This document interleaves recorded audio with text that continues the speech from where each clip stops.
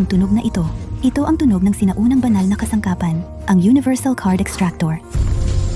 Ang iyong dugo ang gumising sa Universal Card Drawer. At nakipagkasundo ka nito. Mula ngayon, ikaw na ang magiging amo nito.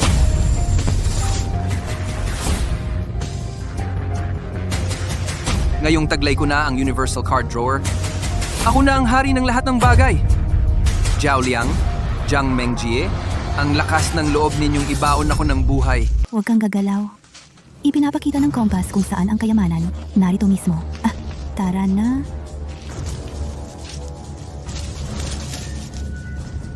Sa gitna ng gubat at kabundukang ito, saan nanggaling ang kayamanan? Tumigil ka nga sa kakadaldal. Hindi nagkakamali ang kompas. Nakahanap tayo ng napakagandang kayamanan. Yayaman tayong lahat sa isang gabi, mga tol. Si Tara.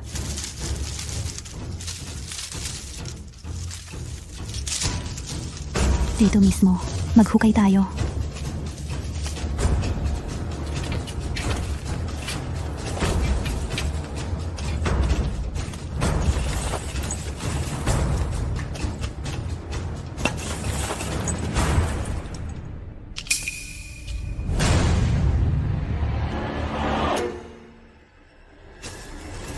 Ito na yung sinasabi nilang napakagandang kayamanan. kamay.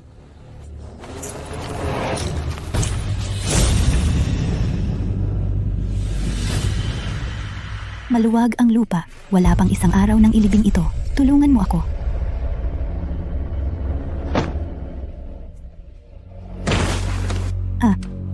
Hoy. Ang ganda naman ng itsura. Patay na. Sayang naman. Shahi. Ang sama mo naman. Patay na tao, pinagtripan mo pa. Hay. Naiinggit na tuloy ako sa bangkay na to. Shahi, parang gumalaw ang kamay niya.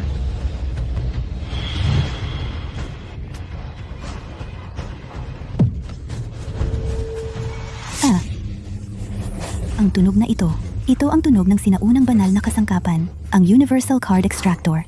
Kayang gawing kayamanan ang lahat ng bagay sa mundo.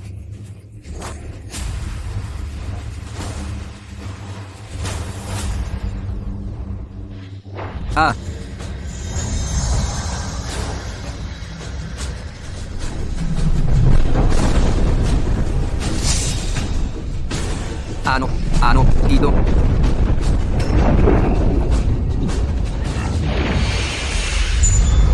Pala ng paglikha. Ang pala ng paglikha ay kayang maghiwa ng langit at lupa at maglinis ng lahat. Wala na, mamamatay na tayo.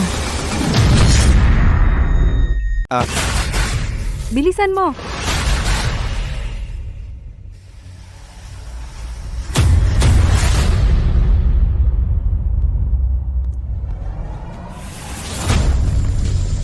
Ang iyong dugo ang gumising sa Universal Card Drawer. At nakipagkasundo ka nito. Mula ngayon, ikaw na ang magiging amo nito.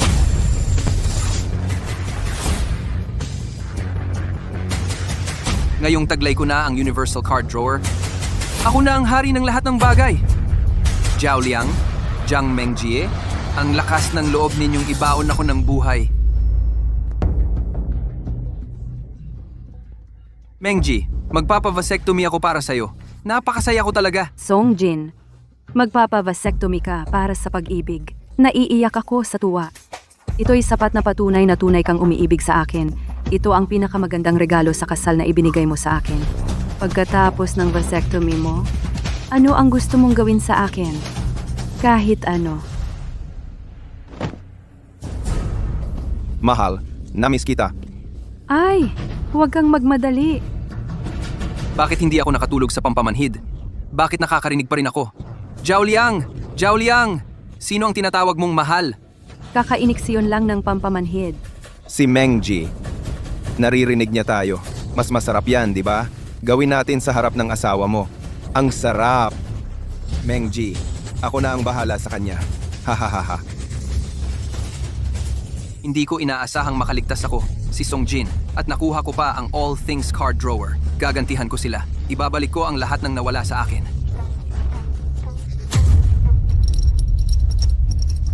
Ang saya-saya talaga kagabi. Ang mga binti ko, mahina pa rin hanggang ngayon. Jiang Mengji, babae ka. Jiang. Ako, Songjin. Anong karapatan mong murahin ako? Kakasagot mo lang sa proposal ko. Sumama ka na agad sa kanya. Walang hiya kang babae. Hindi ka nahiya sa akin. Basurang singsing, wala man lang brilyante. Mura tulad mo. Ito, sa'yo. Papanlangis kang babae. Ngayon, pagsisisihan mo to.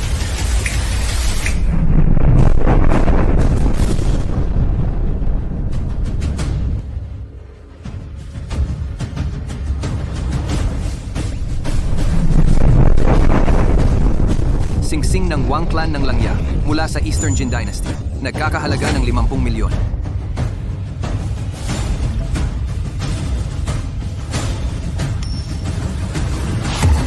Jiang Mengjie, dilat ang mga mata mo. Tingnan mong mabuti. Ito ay nagkakahalaga ng 10 milyon. Ang Diamond Ring. Katarantaduhan. Ikaw pa? Karapat-dapat ka bang magkaroon ng diamond ring? Songjin, huwag ka nang magpanggap na mayaman dito. Kunin mo na yung sira-sirang singsing mo at umutang ka na lang sa daga mo. Hoy, alam mo ba kung ano ang diamond ring? Ang diamond ring, unang lumitaw noong Eastern Jin Dynasty. 1,700 taon na ang nakalipas. Sa liwanag ng brilyante nito, makikita ang kwento ng kasaysayan. Sa itsura mong yan, paano ka makakapaglabas ng kayamanang tulad ng diamond ring? Si Ginoong Lee pala ng Treasure Pavilion. Ano po ang dahilan ng pagpunta ninyo rito? Dumadaan lang ako para bumili ng gamot sa Rayuma. Narinig ko lang tong batang to nagmamayabang tungkol sa diamond ring. Kaya hindi ko na napigilan. Kaya napadaan ako para magsalita. Songjin, sumalpok ka sa pader ngayon. Umalis ka na. Baka naman itong Universal Card Drawer ay peke. Baka guni-guni lang. Ito nga talaga, ang diamond ring. Ano? Tama. Ito nga ang diamond ring ng Wang clan ng Langya noong Eastern Jin. Ang mga gintong at pilak na singsing ay karaniwan sa mga maharlika noong 6 dynasties. Ngunit tulad nitong nakakamanghang diamond ring na nagtagal ng 1,000 taon, isa lang ito sa buong mundo. Ganon ba? Ang natatanging kayamanang singsing na tulad nito, marami pa akong ganyan. Imposible yan. Ikaw na dukha. Paano ka magkakaroon ng napakamahal na kayamanan? Ginoong Lee, nagkakamali ka ba? Isa lang itong delivery boy. Ito, peke ito, sigurado. Dalawang amatwer. Anong karapatan ninyong magduda sa akin? Ang mahal na kaibigan na ito ay nagtatago ng kanyang tunay na kakayahan. Sa alas 7 ngayong gabi, magkakaroon ng Treasure Appraisal Gathering ang aking Treasure Pavilion. Umaasa ako na bibigyan mo ito ng kahalagahan at dumalo. Ginoong Lee, sa totoo lang, wala akong interes na dumalo sa appraisal gathering. Pero dahil nakita kong ang mag-asawang ito ay napakayabang, siguradong pupunta ako. Sige, hindi ka titigil hanggat hindi mo nakikita ang kabaw. Payaso, tingnan natin ngayong gabi kung paano ka magmumukhang katawa-tawa sa salo-salo. Maligo muna ako, magpalit ng magandang damit, at dumalo sa appraisal gathering. Ngayong gabi, talagang gagantihan ko ang mag-asawang ito. Marto.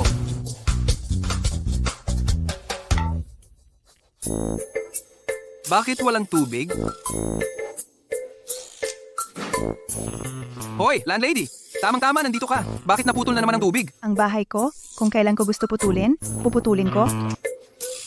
Ay nako, mukha kang pulubi. Kung ako ang nobya mo, maglolo ko rin ako at magbibigay sa'yo ng malaking berdeng sombrero. Alam mo na pala na niloloko ako ni Zhang Mengjie? Ano naman kung alam ko? Ikaw na isang delivery boy. Okay lang na lokohin. Hindi ka ba nahihiyang tumingin sa salamin? Mukha kang asong baho. Karapat-dapat ka bang maging lalaki? Hindi ako karapat dapat maging lalaki. Ikaw naman, hindi karapat dapat maging babae. Matandang bungangera. Pinakasikat sa buong internet. Kasuotan ni Sufei, Saber Mystic Lungsod, limitadong edisyon. Likas na kaakit-akit, nakakaakit ng puso. Wala ng stock ngayon. Nagkakahalaga ng 30 milyon.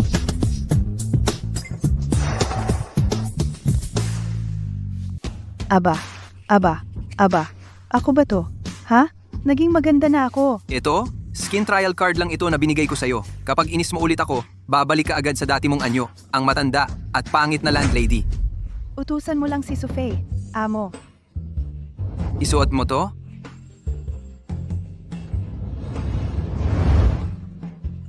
Amo. Ang buntot ni Sufei ay pwedeng gamitin pang kamot. Bulag ka ba? Xiao Yu. Naalala mo pa ako, tol, paano ko makakalimutan ang 200,000 utang mo sa akin? 200,000? Huwag kang magdaldalan sa akin. Utang na may patong yan. Huwag kang magpanggap na kawawa. Kung hindi mo mabayaran ngayon, wawasakin ko ang ulo mo. Hoy, teka. Babayaran ko. Pero, usap muna tayo. Kapag nabayaran ko na ang 200,000 to, ikaw at kayong lahat, kailangan ninyong lumuhod at tawagin akong lolo.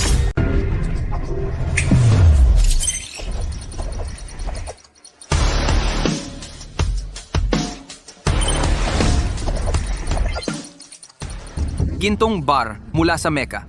Ginawa mula sa pinakamalaking natural na gintong bato sa mundo, dalisay na ginto. Nagkakahalaga ng 3 milyon.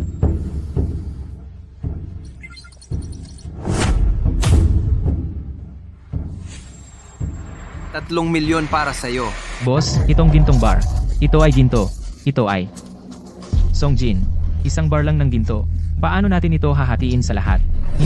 Hindi sapat. Para bayaran ang utang mo. Hindi sapat, no?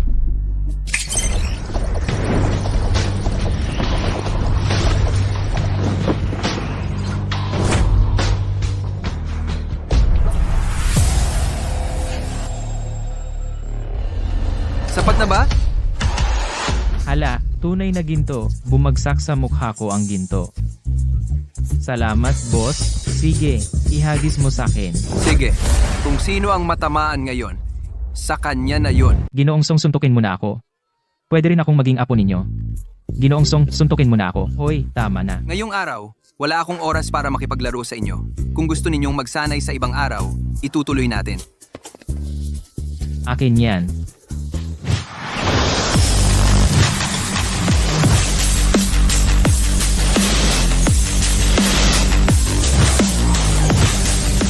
Wait, hindi ba't ito ang aking nobyo?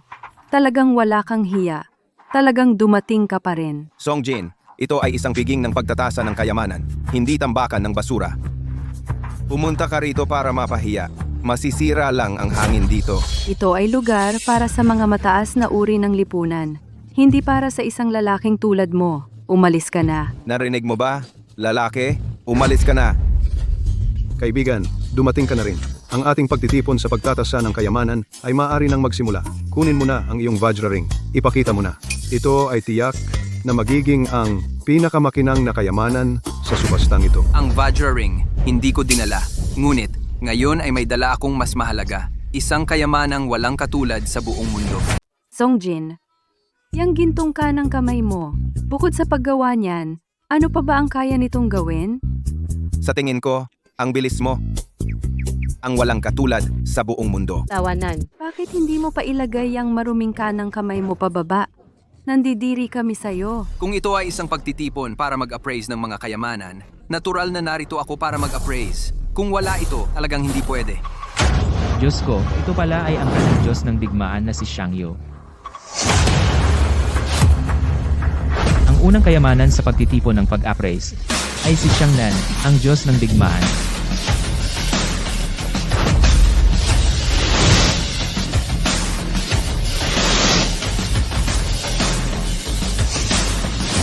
Tama, ang batang bayaning ito ay ang taong aking nakilala sa isang pagkakataon 20 taon na ang nakalipas, na may isang sa 10,000 bahagi ng dugo ni Xiangyu. Sa buong buhay ni Xiangyu, wala siyang direktang linya ng mga supling. Ang napakataas na lahing ito, kahit na manipis ang dugo, ay talaga namang pambihira pa rin. Kung hindi ako nagkakamali, ang talent fee ng batang ito ay tiyak na isang astronomikong numero, hindi bababa sa 9 na digit. Ang Diyos ng digmaan na si Xiangyu, sa pagkakataong ito na makita siya, wala na akong pagsisisi kahit mamatay ako. Hanggang ngayon, iniisip pa rin si Xiangyu na ayaw tumawid sa Jiangdu. Ikaw, paano ka nakakatayo dito nang walang hiya? Karapat-dapat ka ba? Si Xiangnan na ito na nagkakahalaga ng daan-daang milyon ay nagbigay na ng liwanag sa iyong mga mata. Kumpleto na ang buhay mo. Bakit hindi ka pa umalis? 100,000 lang naman yan. 100,000 lang naman. Batang kaibigan, ang lakas ng loob mo. Ano pa ba ang maaaring mahigit sa Diyos ng digmaan na si Xiangyu, na mas mahalaga at hindi masusukat? Siyempre meron. Saan naman? Lalaki, tumahimik ka na. Hindi ito lugar para magmayabang. Umalis ka na. Sino ang nagsabing nagmamayabang ako? Ano ba si Xiangnan?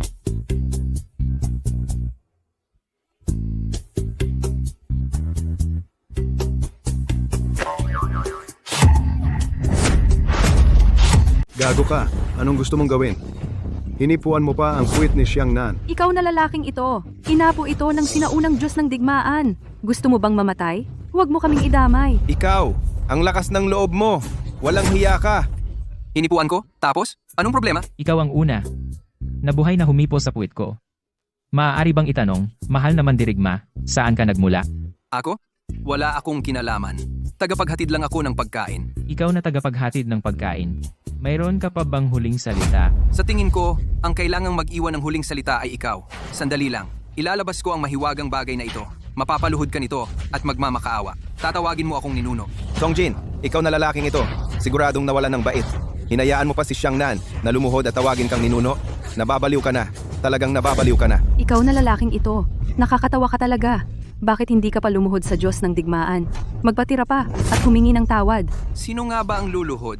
Maya-maya, malalaman mo na.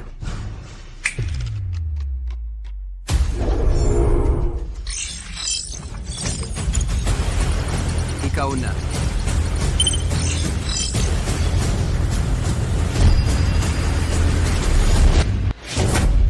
Anong malas na bagay ito? Piging ito ng pagtatasa ng kayamanan, hindi basurahan. Sa tingin ko, sira ulo talaga siya. Samahan ninyo ako. Palayasin natin siya. Lumabas ka. Sa tingin ng matanda, walang kakaiba sa salamin na ito. Gusto kong malaman kung ano talaga ito na makapagpapaluhod sa isang tunay na inapo ng Diyos ng digmaan.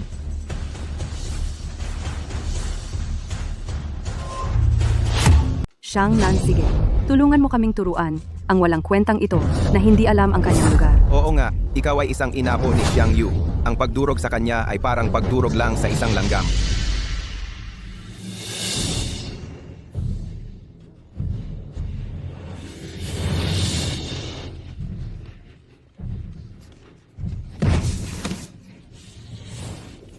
Sino ka? Kaunti ang aking mga supling. Mga kamag-anak, parang wala akong inapo.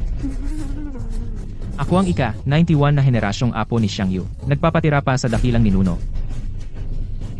Walang kwentang apo. Sa kabila ng aking dakilang pangalan, Ikaw ay naging parang isang bagay na pinagtitinginan ng iba.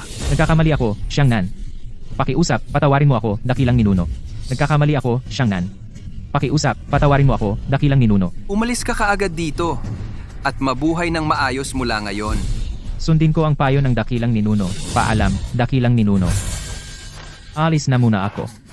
Kayo namang dalawa, may iba pa bang sasabihin? Ikaw, traidor! Anong klaseng salamangka ang ginamit mo? Paano mo napaiyuko sa'yo ang inapo ng sinaunang Diyos-Diyosa ng digmaan at tinawag kang dakilang ninuno? Hindi ka karapat-dapat mabuhay. Songjin, anong ipinagmamalaki mo? Kapag dumating na ang kuya ko, tingnan natin kung ano pa ang magagawa mo. Sino ba yung kuya mo? Ako ang kanyang kuya. Hoy, amo, buti na lang dumating ka na. Ikaw si Songjin? Tama, ako nga si Songjin. Anong problema? Anong problema? Songjin, sabihin ko sa'yo, malas ka ngayon. Alam mo ba kung sino si Kuya Zhao? Tingnan mo yung itsura mong mukhang dukha para gamitin ni Kuya Zhao ang kanyang estado para sa'yo. Nakakahiya. Estado? Anong estado? Kapag nalaman mo, mabibigla ka. Kilala mo bang sikat na pamilyang Gu? Dapat ba? Hindi mo kilala ang pamilyang Gu, mga walang alam. Kaya ka lang durugin ng amo ko, parang pagdura sa langgam. Baka naman ito ang pamilyang Gu, ang pangunahin sa 5 dakilang pamilya ng kolektor sa Longguo? Tama. Ang pamilyang Gu ang pangunahing autoridad sa mga sinaunang bagay sa Longguo. At ako, si Zhao Baosheng, ay ang tunay na tagapagmana ng pamilyang Gu. Talagang ang mga bayani ay lumalabas sa kabataan. Sa murang edad, napansin na ng pamilyang Gu. Songjin, ngayon susubukan kita. Tingnan natin kung ano ang kayang mong gawin. Sige. Gusto ko ring makita kung ano ang kayang gawin ng tunay na tagapagmana ng pamilyang Gu. Ang yabang mo. Dalhin ang mga gamit dito.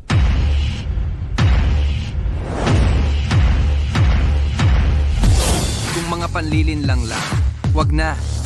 Anong kaya mong gawin? Ipakita mo na. Tingnan ko kung sino ka talaga.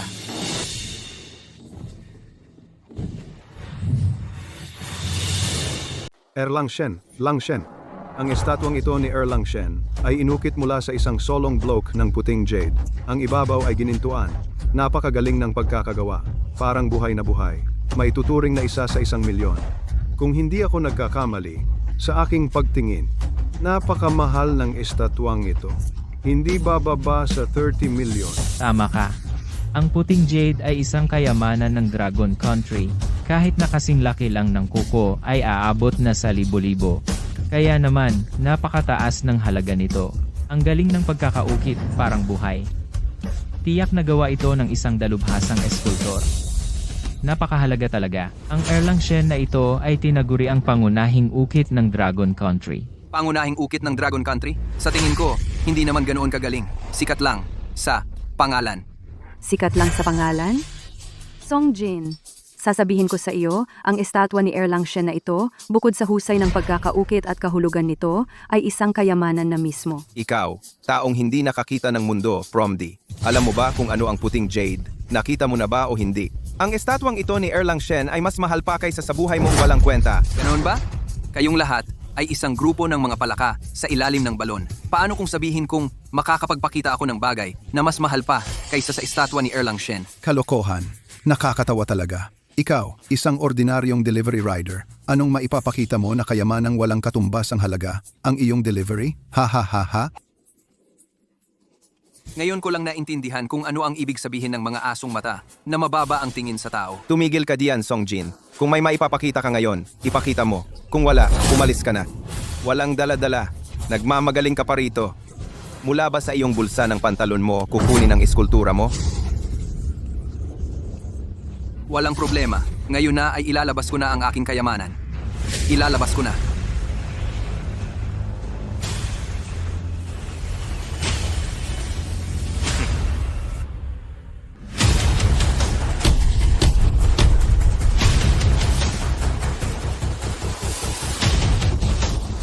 Anong gagawin mo?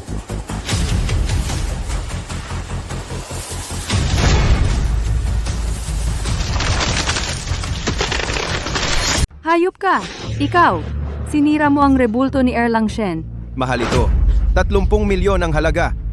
Kahit 10 buhay mo, hindi sapat para mabayaran to. Ang lakas ng loob mong sirain ang aking mahalagang ari-arian. Songjin, ngayong araw na ito, hindi ka makakaalis ng buhay sa bulwagang ito. Aray, ano ba ang minamadali ninyo? Hintayin nyo lang na maglabas ako ng mas mahalagang kayamanan kaysa diyan. At bayaran ko na lang kayo, di ba?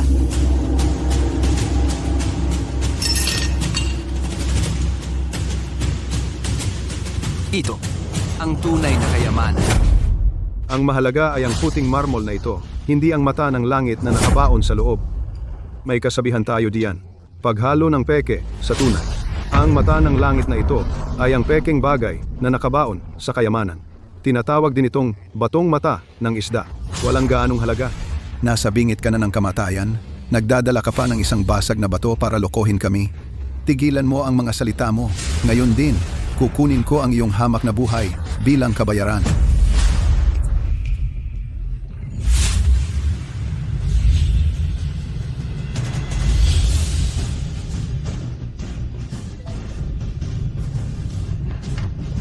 Isang sinaunang banal na bato.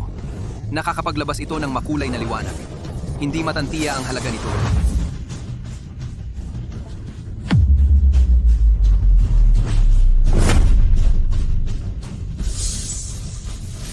Songjin! Iniisip mo bang mga tanga kaming lahat dito? Ang maliit at basag na batong hawak mo? Magkakahalaga yan ng 30 milyon? 3 piso lang ang halaga niyan. Oh, pasensya na. Nagkamali ako kanina. Ngayon, tingnan ninyong mabuti.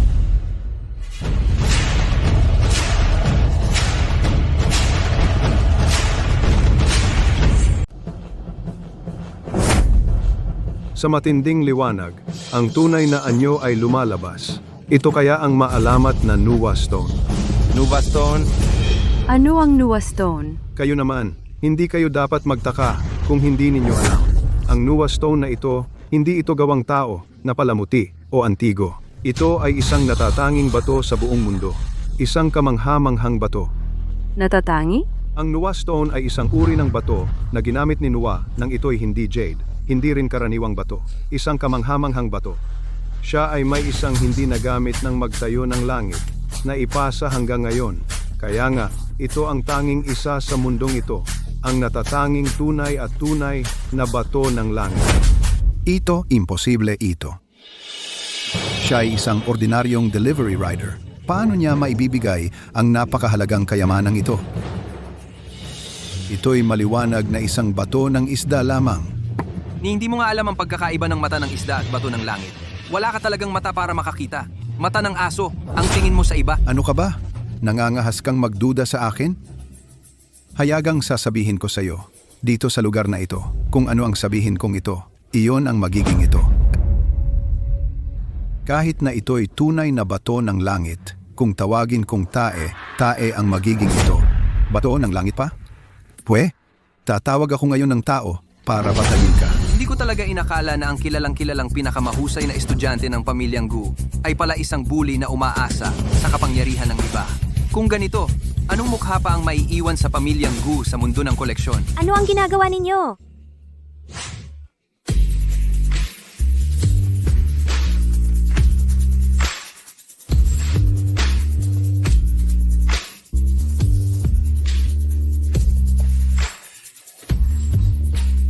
Ito ay isang pagtitipon ng pagtatasa ng kayamanan. Ano?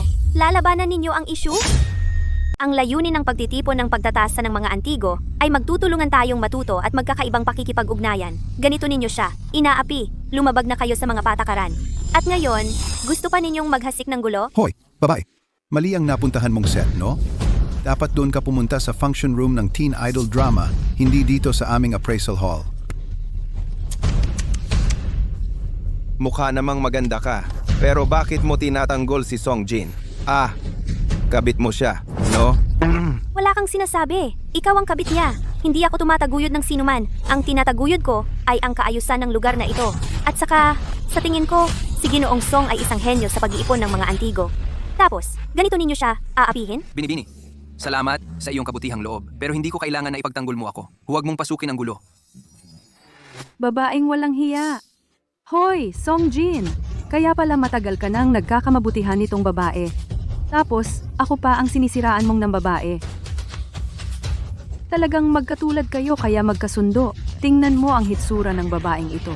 Halatang halata na ang tipo ng babaeng manlalansi. Wala kang katuturang sinasabi! Hoy, maganda. Ang ganda-ganda mo naman.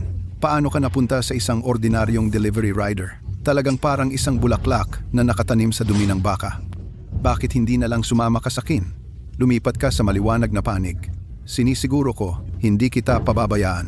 Ha ha ha ha. Ikaw! Bastos! Ang pagdating ko sa pagtitipong ito ay patunay na hindi ako basta-bastang dekorasyon. May kakayahan ako. Ito ay pagtitipon ng pagtatasa ng mga antigo. Siyempre, ang may mas magandang antigo ang mas mataas ang ranggo. Kung ayaw mong hamakin ng iba, ipakita mo ang iyong kakayahan. Oy! Kunin ang aking koleksyon.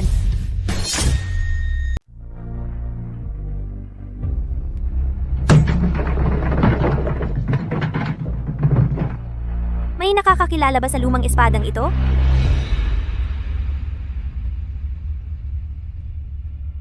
Halata naman, ang espadang ito ay napakatanda na, payak ang disenyo, at magandang klase. Pero, ang espadang ito, ano ba ang pinagmulan? Hindi ko talaga makilala, batay sa mga ukit at estilo ng lumang espadang ito. Sa palagay ko, ang lumang espadang ito ay hindi bababa sa panahon bago ang tatlong kaharian. Ang pinakamaaga, maaaring mula pa sa panahon ng nagdidigma ang estado. Bukod sa talim ng espadang ito, ang hawakan at kaluban ay gawa sa napakatandang bakal. Kaya pala, walang kahit kaunting kalawang. Sa pagtitipong ito ng pagtatasa ng kayamanan, talagang nabuksan ang aking mga mata sa loob ng maraming taon. Ito pa rin ang unang pagkakataon sa isang araw na nakakita ako ng ganito karaming banal na sandata. Binibini, talagang kahanga-hanga ang iyong kakayahan. Ay, matanda. Pwede bang wag ka nang magpaligoy-ligoy dito? Ano ba talaga ang bagay na ito na nagpapahanga sa inyo? Ito ay, Ito ay ang espada ni Haring Qin. Ang pangalan nito ay Zulu. tama ka. Ang espadang ito Ay ang matandang Haring Qin. Habang nilulupig niya ang mundo, ito ang espada niyang laging suot. Ipinasa ito ng matandang Haring Qin sa batang Haring Qin na naging unang emperador. Ito ang espada ng unang emperador. Ito ang tunay na kayamanan ng Maharlika. Ganun nga talaga.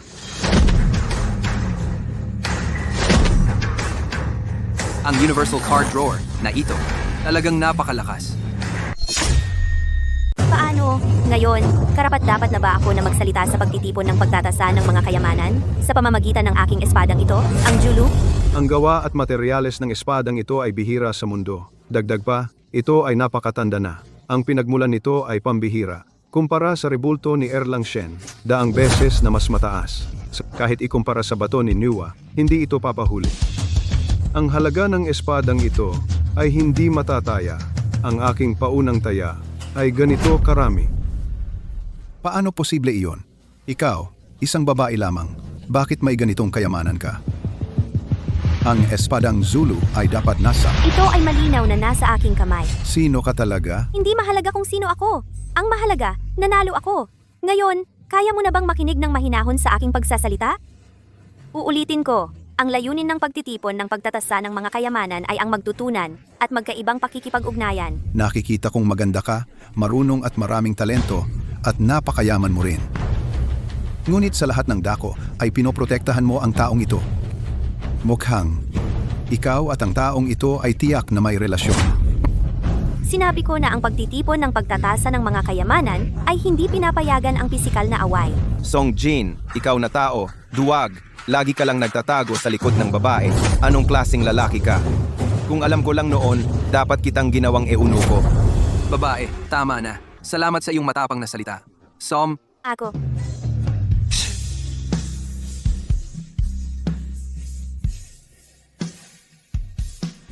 kayong tatlo, paulit-ulit niyo akong tinatarget. Inaapi ninyo ako. May personal na away lang tayo. Kapag may kalaban, handa ako. Kapag may problema, lalaban ako. Gagawin ko ang lahat para mapasunod kayo ng buong puso. Pero, kayong walang basehan, ay pinag-inita ng isang babae. Sinira ninyo ang pangalan niya. Napakawalang hiya ninyo. Hindi ko kayo palalampasin. Song Jin, ano ba ang problema mo? Mula nang gumapang ka mula sa libingan, nag-iba ka na, parang baliw. Ngayon, nagmamalaki ka pa. Gusto mo kaming mapasunod? Ha, nakakatawa ka talaga. Songjin, nakalimutan mo na ba noong una kung paano ka nagmamakaawa sa akin? Ni hindi ka nga karapat-dapat na dilaan ang mga daliri ng paa ko. Bakit ngayon? Bigla kang nagpakabayani? Nagmamagaling ka? Bago ka magpakabayani, tingnan mo muna kung karapat-dapat ka. Ako'y magsasabi ng isang makatarungang salita. Ikaw ang unang nagwasak ng rebulto ni Erlang Shen. Upang mapatahimik ang galit ng lahat, hindi ba dapat maglabas ka ng isang tunay na kayamanan para mapahanga mo ang lahat? Sige, bibigyan ko kayo ng gusto ninyo. Ang Julu na ito ay talagang napakahalaga. Ngunit sa paningin ko, hindi pa ito sapat para maging pinakamahusay sa handaang ito. Ano? Pero sa pagtitipong ito ng mga antigo, wala nang ibang ipapakitang bagay. Ano pa ang mas mahalaga kaysa sa aking Zulu? Ipapakita ko ito. At ibibigay ko ito sa iyo. Bilang pasasalamat sa iyo. Kanina lang, naisip ko lang na sobra silang mang-api. Pero ang ginawa mo kanina, ang galing talaga. Walang hiya. Kung manliligaw ka man, pumili ka ng lugar. Sa tingin ko, wala ka na talagang magagawa. Ano ang pangalan mo? Binibini. Tingin mo na lang sa akin bilang shouting. Shouting, pwede bang hiramin mo ang Zulu sa akin? Pwede naman, pero ano ang gagawin mo sa Zulu ko? Ang Zulong ito, ano ang kinalaman nito sa mamahaling bagay na ihahandog mo? Malalaman mo mamaya. Magtiwala ka sa akin. Sige, naniniwala ako sa'yo.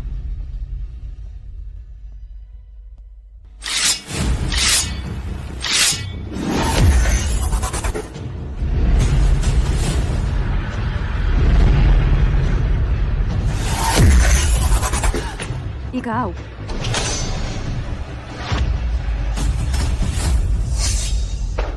Ano ang ginagawa mo? Binitawan mo pa ang Zulu ko. Ito ay ang sikat na sinaunang espadang Zulu. Sinira mo ito. Karapat-dapat kang mamatay. Ikaw. Songjin, pinagkatiwalaan kita kaya ibinigay ko ang Zulu sa'yo. Pero hindi ko inakala na gagawin mo ang ganitong bagay. Shouting, huwag kang mag-alala. Pwe! Songjin! Kahit gamit ng babae, ninanakaw mo? Napakababa mo talaga. Sa tingin ko, wala ka nang magagawa. Mabuti pa, lumuhod ka na at humingi ng tawad. Alalay. Ga. Akala ko talaga may kakayahan ka. Pero sa ngayon, ganun-ganun ka lang pala. Akala mo ba, pag sinira mo ang sinaunang espadang Zulu, ang iyong kayamanan ay magiging panalo na? Pwe, sabihin ko sa'yo, huwag kang umasa. Matalas ang mata ng publiko. Ang pangyayaring ito, Paano mo ipapaliwanag sa akin? Tama. Kailangan mong magbigay ng paliwanag. Tama ba, mga kasama? Shouting, sinabi ko na magbibigay ako ng mas magandang regalo bilang pagbati natin. Bagaman maganda ang Zulu na ito, ngunit ito ay lamang isang antigo ng ganitong kalidad. Hindi ito angko para sa iyo. Songjin, huwag kang magpakatatag. Ang bagay na mas mahalaga pa kaysa Zulu, hindi sa pagkuha lang ito. Hindi basta-basta makukuha. Hayaan na. Ang Zulu na iyon, ituring mo na lang bilang bayad sa aking pagkakamali sa pagkilala sa tao. Shouting, maniwala ka sa akin. Ang pangakong ginawa ko, Songjin, ay tiyak na tutuparin. Songjin, pareho ka pa rin tulad ng dati. Nagpapakapagod para lang sa pride. Ang espadang ito ay nabali sa dalawa, kahit anong gawin mo. Hindi mo ito maibabalik sa dati. Ay, ang ibang tao gustong manligaw ng hindi iniisip ang sariling halaga. Ngayon, nakakahiya talaga. Ha ha ha ha. Songjin, payo ko sa iyo, huwag kang magpanggap na mayaman. Ang pangyayari ngayon, hindi pwedeng hayaan na lang. Kailangan mong lumuhod sa harap ng lahat at humingi ng tawad. Pwede kang humingi ng tawad. Pero ang pagluhod, wag na. Universal Card Drawer, i-upgrade mo ito sa pinakamahalagang kayamanan.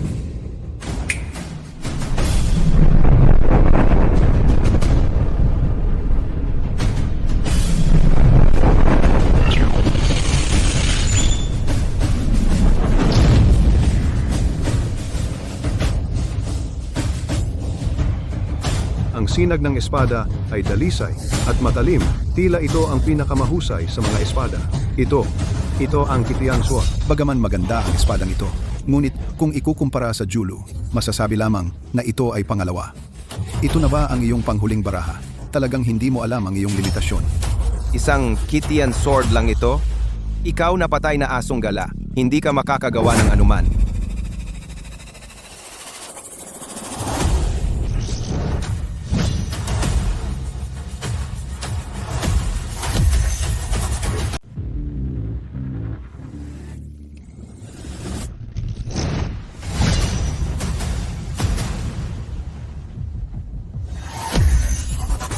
Kumikinang ang lamig.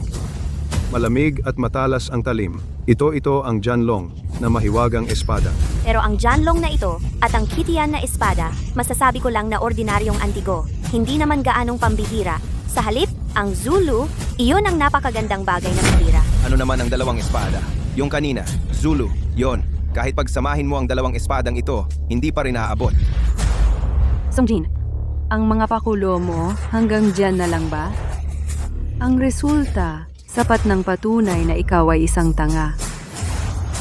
Sabihin mo nga, paano mo ngayon babayaran ang nasirang Zulu? Kahit lumuhod at magmakaawa siya ngayon, wala na ring magagawa. Talagang nawalan ka ng maliit, tapos nawalan ka pa ng malaki. Walang malayong pangunawa, walang kwentang bagay ka. Songjin, ito ba ang sinasabi mong kampyon ng pagtatasa ng kayamanan? Nakakatawa talaga. Ngayon, kahit hubarin mo ang iyong salawal, hindi mo mababayaran ang nawala rito. Mas mabuti siguro kung ganito na lang. Lumuhod ka sa harap ko. Tumahol kang parang aso. Pagkatapos, patatawarin kita. Ano? Ayos ba? Ah. Hindi pa tapos ang usaping ito. Anong minamadali ninyo? Songjin, naglabas ka ng dalawang espada, pero hindi pa rin umabot sa isang espada ng babae. Ano pa ang masasabi mo? Sa tingin ko, ayaw lang niyang tanggapin ang pagkatalo. Sinira pa niya ang kayamanan ng iba. Tama na. Tungkol sa Zulu, ayoko nang pag-usapan pa. Songjin, huwag ka nang magpakatapang. Hindi na hinahabol ng dalaga, pero hindi ako papayag. Ngayon, kailangan mong humingi ng tawad sa akin. Tama ba? Tama. Humingi ng tawad. Tagabunot ng lahat ng bagay, ngayong nalak na ang Zulu. Tiyak na mag-upgrade ito sa isang kayamanang mas mahalaga pa kaysa sa Zulu. Pero ang lumabas ngayon ay dalawang espadang ordinaryo lang. Baka may problema sa tagabunot ng lahat ng bagay. Paano nakuha ang card na ito na mura lang ang halaga? Songjin, sa puntong ito, hindi ko na ito pag-iinitan. Huwag ka nang masyadong ma-pressure. Nag-iisip siya kung anong dahilan ang gagamitin para mabawi ang kanyang mukha. Gusto manalo sa dami. Nakakahiyang bagay. Songjin, akala mo ba paglabas ng dalawang espada, magagawa mong pagsamahin ang dalawang espada? At maging walang katulad sa buong mundo? Napanood mo ng masyadong maraming short drama? Ikaw, ang cute ay cute talaga. Mahirap at pangit, okay lang. Pero ang dami mo pang drama. Gusto kong makita kung paano ka pa magdadahilan. Kahit anong sabihin mo, ang dalawang walang kwentang ito ay hindi magiging kayamanan. Hey ngayon, kung hindi kita mapapanood na gumapang palabas ng bulwagang ito, ang aking apelyidong Zhao ay isusulat ko ng baliktad. Ang dalawang espadang ito, bakit nasa isang card? Baka naman ang dalawang espadang ito ay may lihim. Ah, ganun pala. Naiintindihan ko na. Mga kasama, huwag muna kayong magmadali sa pagsusuri. Ang ginawa ko kanina ay panimula lamang kung sino talaga ang palaboy na payaso. Ngayon na ang oras para malaman.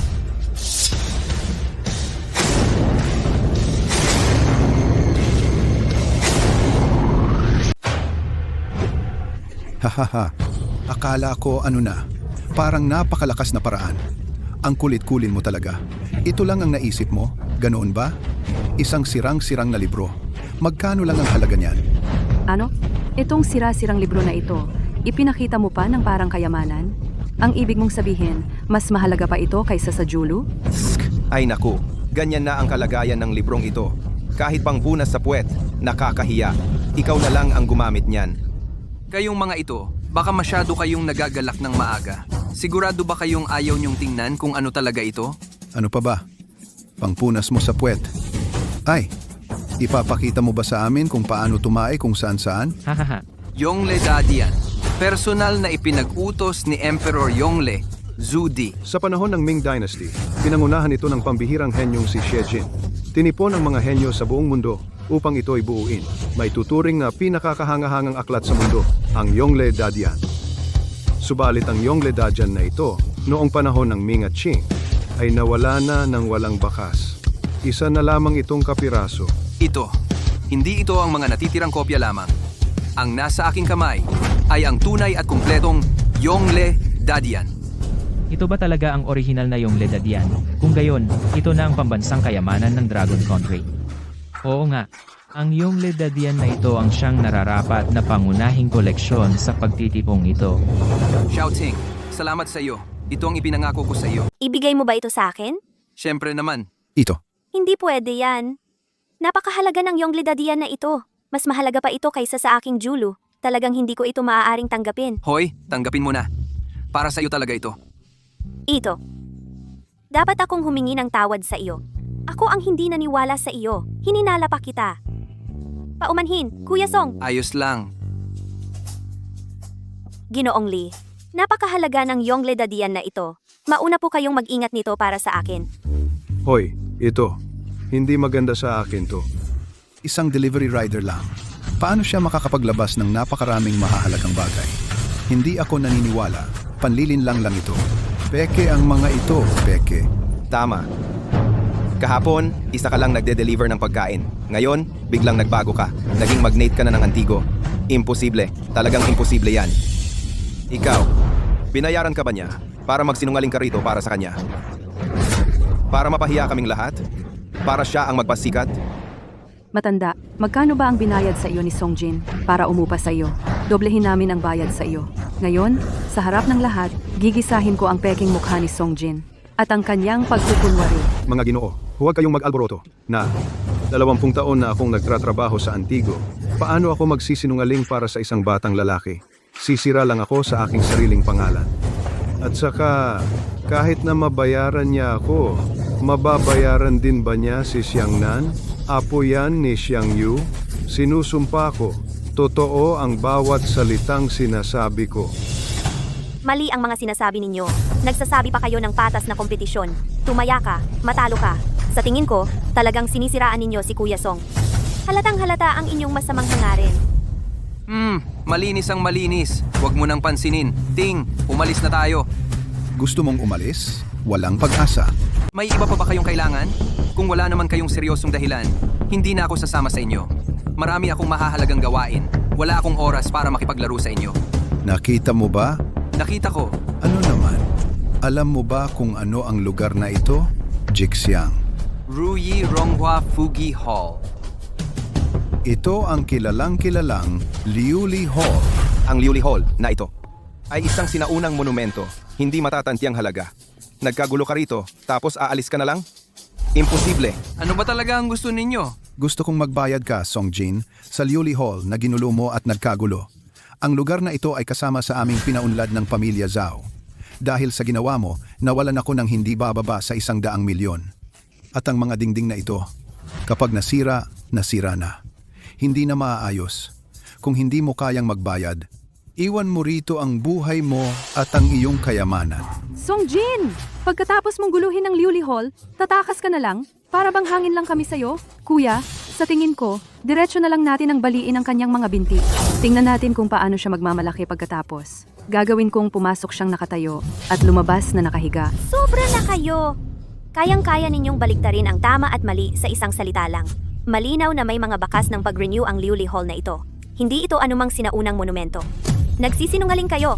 Kung gusto ninyong parusahan, laging may dahilan. Tigilan ang kakulitan. Ngayon, ikaw at ang iyong kayamanan walang makakalabas sa pintuang ito. Songjin, nakita naman ng lahat na dito ka nananakit at naninira. Huwag mong sabihing pinag-initan ka namin. Maraming mata ang nakamasid at hindi ka makakatakas. Ang nasirang gamit ay dapat bayaran. Tama lang yon. Tama ba ako, mga kasama? Tama. Kahit na ngayon, magpakita ka pa ng mas maraming kayamanan. Nakita na ito ng lahat, ikaw ang sumira sa Liulidian. Oo, nakita namin ng lahat, ikaw ang sumira sa Liulidian. Dapat ikaw ang magbayad. Nene, nakikita mo ba? Kapag sumunod ka sa kanya, malapit ka nang mapahamak dahil sa kanya. Ipagtatanggol mo pa ba ang walang kwentang ito? Kayong mga walang hiya, paulit-ulit kayong naninira. Gusto ninyong ipahamak si Kuya Song. Inaakala nyo siya'y mahina at madaling apihin. Gusto ninyong lahat siyang tapakan, pero hindi ninyo inaasahan na napakagaling pala ni Kuya Song. Kaya ang masamang balak ninyo ay nabigo. At dahil sa galit at kahihiyan, gusto ninyong singilin si Kuya Song. Talagang wala kayong kahihiyan. May daan, patungong lang. Ayaw mong tahakin. Sa impyerno naman, gusto mong pumasok. Binigyan na kita ng pagkakataon, pero hindi mo ito pinahalagahan. At patuloy mong ipinagtatanggol. Ang walang kwentang ito, huwag mong sisihin. Kung hindi na ako, magpakita ng awa. Mga tauhan, hulihin ninyo ang dalawang ito at dakpin baliin ang kanilang mga binti. Xiaoting, huwag kang mag-alala. Anong gusto niyo ba kung saktan? Kayong mga, marami kayo. Naghahamon ng isa lang. Oo, marami kami at isa ka lang. Ikaw talaga ang gusto naming apihin, haha. Anong gusto nyo? Di kaya kayo rin ay makakapagdala ng tao? Mga walang kwenta talaga. Tingnan natin kung anong magagawa mo. Bitawan mo nga. Amo, sinaktan niya ako. Talaga namang ayaw nyo ng respeto, ano? Kung gusto mo ng lalaki na makipagsagupaan sa akin, sasamahan kita hanggang dulo. Songjin, ikaw na lalaki. Anong oras na? Gusto mo pang maging bayani? Tama. Dapat kang maging tulad ng duwag mong sarili at magtago na lang sa likod ng babae. Tama kayo. Sa tingin ko rin, hindi tama ang ganitong paraan ng paglutas. Ikaw na duwag. Nanginginig na ang mga tuhod mo, no? Baka maihi ka pa. Songjin, ganito na ang sitwasyon. Mag-isa ka lang. Kaya mo ba? Si, kung ayaw mong maging duwag, pagbibigyan kita. Mamaya, huwag kang luluhod at iiyak na nang hihingi ng awa. Sugurin nyo. Sandali. Sa oras ng kamatayan mo pa naisip magpaalam? Huli na. Huwag kang magpakapalalo. Gusto ko lang sabihin sa'yo, ang bulwagang ito, babayaran ko. Ha ha ha ha. Tama ba ang narinig ko? Sabi niya babayaran niya ang bulwagan ko? Isang delivery boy lang siya. Babayaran niya ang bulwagang ito? Ang lakas ng loob mo, ah. Gusto kong makita. Paano mo babayaran yan? Magde-deliver ka ba ng pagkain sa pamilya Zhao habang buhay? O maglilingkod ka bilang alila? Hahaha. Kung kaya kong bayaran ito, ano naman ang gagawin ninyo? Kung kaya mong bayaran ang bulwagang ito, kaya kong maglabas ng isang Forbidden City. Songjin, magdahan-dahan ka sa pagmamayabang. Wala ka namang pera. Ano ang ipambabayad mo? Tama na, Songjin. Ano pa bang kayang gawin mo? Ipakita mo na lahat. Tingnan natin kung makakagulo ka pa. Kung mababayaran mo ang kuya ko ng isang Liuli Palace, ang ulo ko, pwedeng ipangsipa mo. Wala akong interes sa makapal mong ulo. Payo ko sa'yo, huwag mong sabihin ng tapos. Pagdating ng panahon, baka hindi ikaw ang mapahiya. Ginoong Song, magbabayad ka ba talaga ng Liuli Palace? Hindi. Bibigyan ko siya ng isang bagay na mas mahusay ng 1,000 beses, 10,000 beses, kaysa sa Liuli Palace.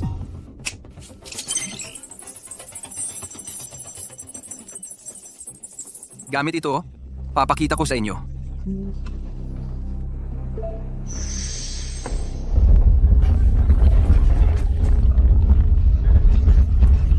Ano ang nangyayari?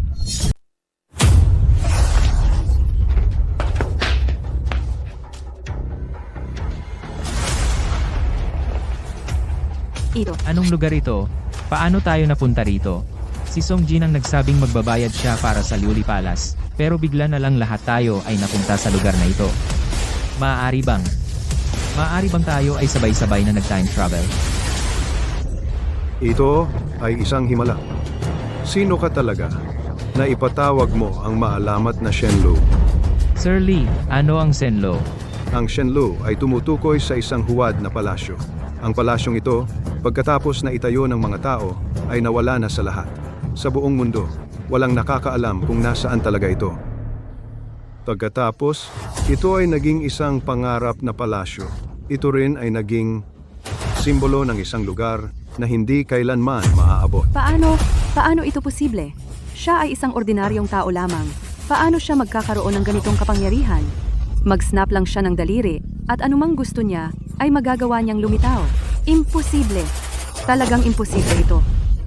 Tiyak na si Song Jin na tong gago ang may kagagawan ng ilusyon na ito. Huwag kayong magpaloko sa kanya. Anong ilusyon? Lahat ng bagay dito sa Shenlo ay napakatotoo. Paano ito magiging peke? Ang ganda talaga. Bawat kuwadro at sulat kamay dito ay napakahalaga. Kahit ang bawat haligi dito ay sinaunang artifact. Ito ay talagang karapat-dapat na maging numero 1. Hindi pa ako nakakita ng ganito kagandang palasyo. Ang lugar na ito ay talagang mas maringal pa sa palasyo ng emperador.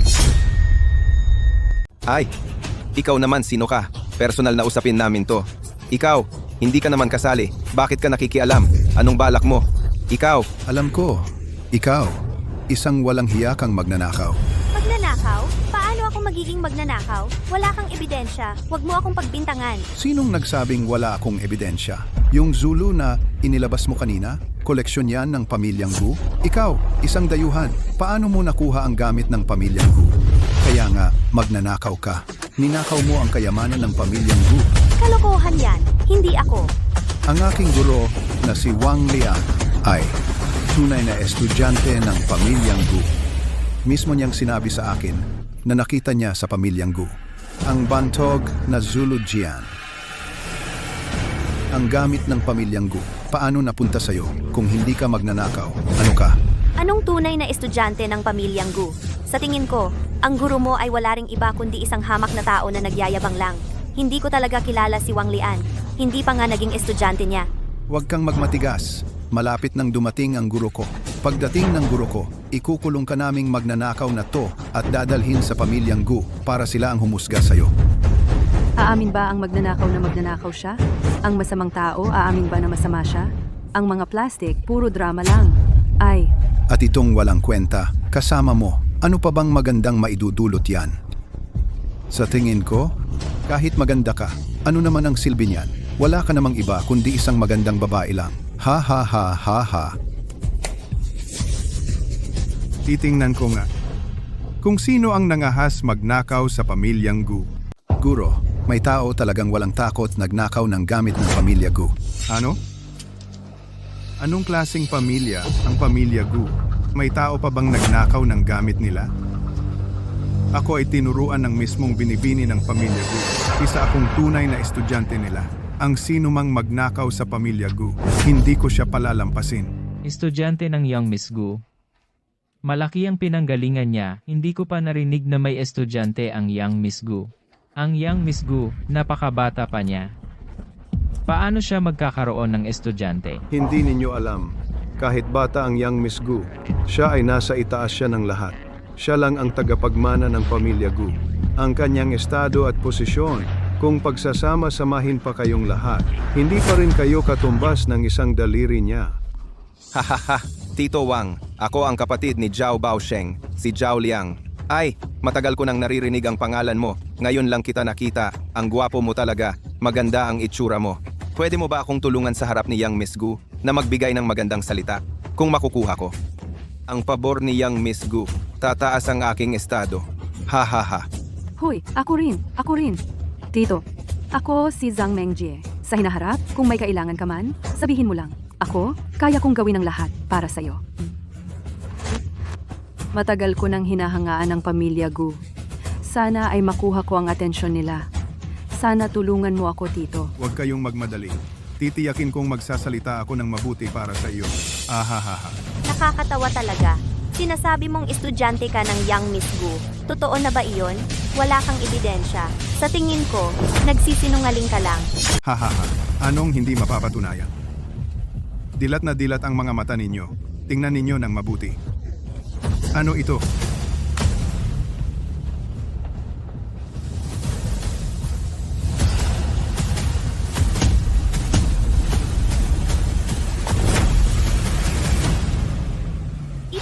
Ito ang balat ng matandang Banoy na Diyos.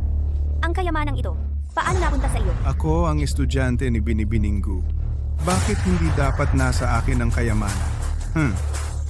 Pero ito ay talagang, ang balat ng matandang Banoy na Diyos ay napakasagrado. Napakahirap ding ipreserba. Kailangan itong iimbak sa minus 10 grado na temperatura. Malinaw na inilagay ko ito sa freezer room ng bahay namin. Paano ito napunta rito? Hoy, sabi ko, ikaw na babae, kailan ka matatapos? Ang tiyuhin ko sa pag-aaral ay nagpakita na ng kayamanan para patunayan ang kanyang pagkatao. Ikaw, patuloy ka pa rin nanggugulo. Sasabihin ko sa iyo, ang tiyuhin ko sa pag-aaral ay isang VIP sa pamilya Gu. Kung sasaktan mo siya, sasaktan mo ang pamilya Gu. Sasaktan mo ang pamilya Gu. Kalaban mo na ang buong Longguo. Baliw na babae. Mangahas ka pang saktan ng pamilya Gu. Mukhang ayaw mo na nang umuwi ng buhay ngayon. Aray, ito ang balat ng matandang Banoy na Diyos. Paano ito magiging peke? Ito ang kayamanang pangtahanan ng pamilya Gu. Pinakamataas sa lahat. Sabi ko sa inyo, kailan ba talaga kayo matatapos? Paulit-ulit ninyong inaaway ang isang mahinang babae. May saysay ba? Ang sinasabi ninyong pamilya Gu, ang pinakamataas na koleksyon nila ay itong balat ng pagong lang ba? Wala ka talagang pinipiling salita. Ang balat ng matandang pagong ay maputi ang buong katawan, makinis at malambot. Kapag hinawakan ay parang humihinga, maituturing na kababalaghan. Sa buong Longguo, malamang ang pamilya Gulang ang may kakayahang maglabas nito. Ang Ginoong Wang na ito ay tunay na direktang estudyante ni Binibining Gu. Matandang kabibi ng pagong, simbolo ng kayamanan. Hala, sa wakas ay nakita ko na. Ang aming pamilya Zhao talagang napakaswerte. Isang kabibi ng pagong lang, swerte na agad ang lahi ninyo. Sa tingin ko, ang mga ninuno ng pamilya Zhao hindi naman nakakita ng masyadong marami ano. Paano nga ba yung kasabihan? Ah, tama. Sa mababaw na tubig, maraming pagong. Gago ka. Ano ang sinabi mo? Sino ang tinatawag mong pagong? Hindi ba malinaw ang sinabi ko? Isang kabibi ng pagong lang. Ikaw ay naghahangaan na. Nagmamalaki ka pa. Sa tingin ko, ikaw ay isang katatawanang palakas sa balon. Huwag mong sabihing, hindi kita binalaan. Kung mas mataas kang tumalon, mas masakit ang lagpak mo. Nagsasalita ka lang ng walang basehan? Anong silbi niyan? Sa tingin ko, ikaw ay isang hambog na palakang dukha. Ikaw na pala kang dukha. Anong maihahambing mo sa tiyuhin kong guro? At nangahas ka pang magpasikat sa harap niya. Nakakasuka ka talaga. Songjin, sasabihin ko sa iyo, sa harap ko si Wang Lian, kung dragon ka man, dapat kang gumapa. Kung tigre ka man, dapat kang humiga. Ngayon, tuturuan kita ng leksyon para malaman mo na may iba pang mas magaling sa iyo at may mas mataas pa sa langit. Dapat ako ang magsabi niyan. Wala pa akong masyadong sinasabi, ikaw ay nagwawala na. Sige, kung gayon, subukan natin at makita natin ang totoo. Ngunit kung ako ang manalo, kailangan mong humingi ng tawad kay Xiaoting. At patuloy kang hihingi ng tawad hanggang siya ay masiyahan. Kuya Song, kaya mo bang maglabas ng bagay na mas mahalaga kaysa sa matandang kabibi ng pagong? Huwag kang mag-alala, hindi ba't sinabi ko na? Ako! Sinasabi ko, ginagawa ko.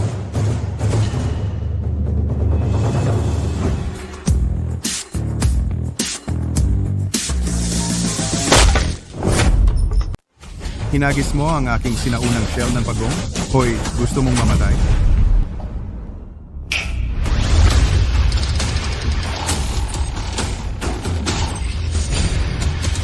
Xuanwu, Diyos ng 7 konstelasyon, sa Hilaga. At siya ring kasama ng Diyos ng langit sa Hilaga. Hindi ito hayop na Diyos, ito ay Diyos.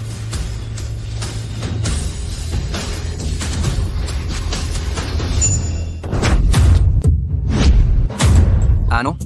Ito nga ang Diyos ng Hilaga na si Xuanwu. Paano mo titingnan? Ito ay isang ordinaryong, maliit na pagong lang. Hahaha, Song Jin, hindi ka nagkakamali? Naglabas ka ng isang maliit na pagong. Hindi ito pagong. Ito ay banal na pagong na Xuanwu. Songjin, oh Songjin, kung wala ka nang magagawa, magpahinga ka na. Huwag kang magdrama dito. Ito ang inilabas mo, isang maliit na pagong. Ano ba? Pahinga ba ito? Ay kaya pala ang iyong banal na pagong na Xuanwu ay isang maliit na pagong lang pala. Talagang nagpamangha sa amin. Hahaha, hoy. Ganito ba ang paraan mo ng paglalaro? Kung isusuot ko ang damit ng dragon, edi ako, hindi ba't magiging emperador na ako? Pinapag-aksaya mo ang aking oras sa paglalaro kasama mo. Ilang buhay mayroon ka para paglaruan ko? Hoy, gusto mong patagalin ang oras? Walang paraan. Ngayon, ang buhay mo at ng babaeng ito dapat maiwan sa akin. Kaya pala,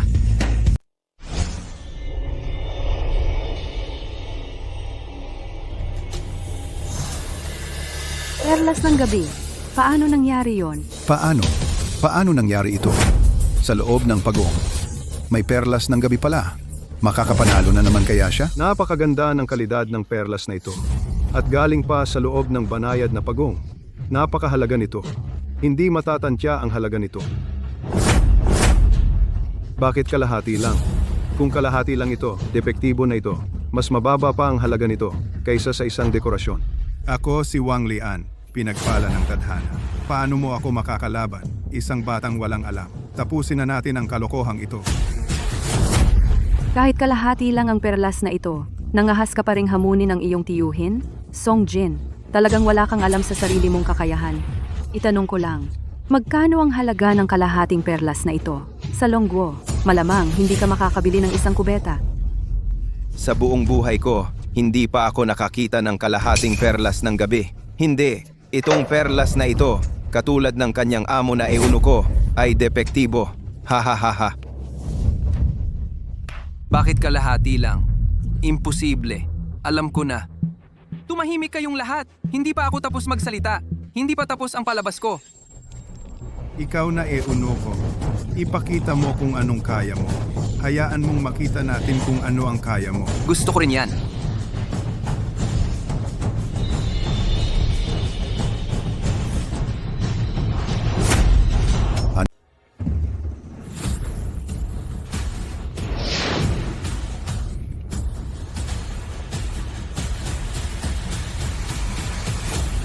Iyon ang kabilang kalahati ng perlas ng gabi. Mga sira lang yang dalawang yan.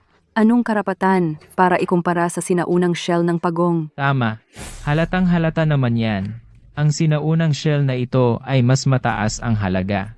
Gayunpaman, ang ganitong mamahaling antigo ang pamilya, gulang ang makakabili. Sino pa ba ang makakabili? Hahaha. Mukhang sa pagkakataong ito, talagang matatalo si Songjin. Ang perlas ng gabing ito niya, maliit at mahina ang liwanag. Walang halaga. Talagang walang halaga. Songjin, naubos na ang swerte mo. Ngayon, kahit magmakaawa ka pa, wala nang saysay. Tol, tingnan natin kung ano pa ang masasabi mo ngayon. Natalo ka na. Ang dalawang sira mong yan, hindi talaga makakapantay sa sinaunang shell ko. Pero hindi na yan mahalaga. Ang lahat ng ito, matatapos na. Tama, Tol. Nakasakit ka ng taong hindi mo dapat saktan. Mga tauhan, baliin ang kanyang mga binti at itapon siya. Wala siyang karapatan na manatili dito. Sino ang maglakas loob? Hanggat nandito ako, walang may lakas ng loob na galawin si Kuya Song. Kay bilis ninyong magpaalis sa akin. Natatakot ba kayo sa kayamanang ipapakita ko? Katawa-tawa. Sa buong buhay ko, ako si Wang Lian.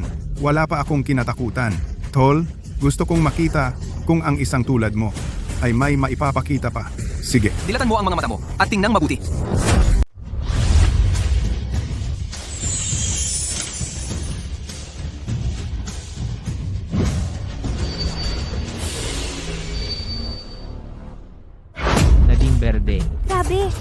ganda ng ilaw.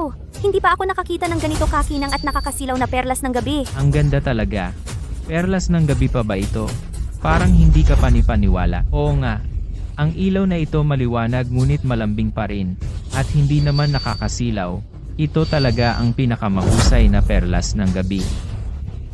Makita ang ganitong tanawin mamatay man ako. Wala na akong panghihinayang. Ito ay higit pa sa pinakamahusay na perlas ng gabi. Ito ay alamat noong ilibing si Empress Dowager Cixi, ang tunay na perlas na inilagay sa kanyang bibig. Sinasabing kapag hinati sa dalawa ang perlas na ito, pangkaraniwan lang at walang kakaiba. Pero kapag pinagsama, kumakalat ang berdeng ilaw at nagbibigay liwanag sa gabi na parang araw. Aray. Ang perlas ng gabing ito ay bihira sa mundo. Aking konserbatibong tinatantya, ang halaga nito ay hindi bababa sa 10 bilyon. Paano ito posible? Anong perlas ng gabi ng matandang babae ito? Paano ito nagkakahalaga ng ganito? Si Song Jin ay alam kong mabuti. Wala siyang kakayahang gawin ito. Hindi ko inaasahang nagawa niya itong mabuksan ng magandang bagay. Anong swerte ni Song Jin ngayong araw? Lahat ng magagandang bagay ay umiikot sa kanya. Wang Lian, nanalo ako. Ang mga bagay na ipinangako mo kanina, naalala mo pa ba? Ano? Gusto mong humingi ako ng tawad sa babaeng ito? Walang paraan. Ikaw mismo ang nangako kanina. Kung matalo ka, humingi ka ng tawad sa dalagita. Hanggang sa ako'y masiyahan. Maaari ka nang magsimula ngayon. Hoy, binabantaan mo ako? Alam mo, hindi rin ako takot. Song Jin, mukhang hindi mo pa rin nauunawaan ang sitwasyon, ano? Ang nakatayo sa harap mo ay ang personal na estudyante ng binibining Gu. Bulag ka ba? Ikaw mismo ang sumalpok sa baril. Ngayong pagkakataon, kahit dumating pa ang Diyos, hindi ka na maliligtas. Ikaw ang unang tao na nagsalita sa akin ng ganyan, tiyuhin. Kung gusto mong marinig, kaya kong sabihin kahit kailan, kahit ilang beses pa. Gaano man kalaki ang sabihin mo, ako rin ay personal na estudyante ng binibining Gu. Kung gusto mong humingi ako ng tawad sa babaeng ito, dapat tingnan muna kung karapat-dapat siya. Ang yabang mo naman.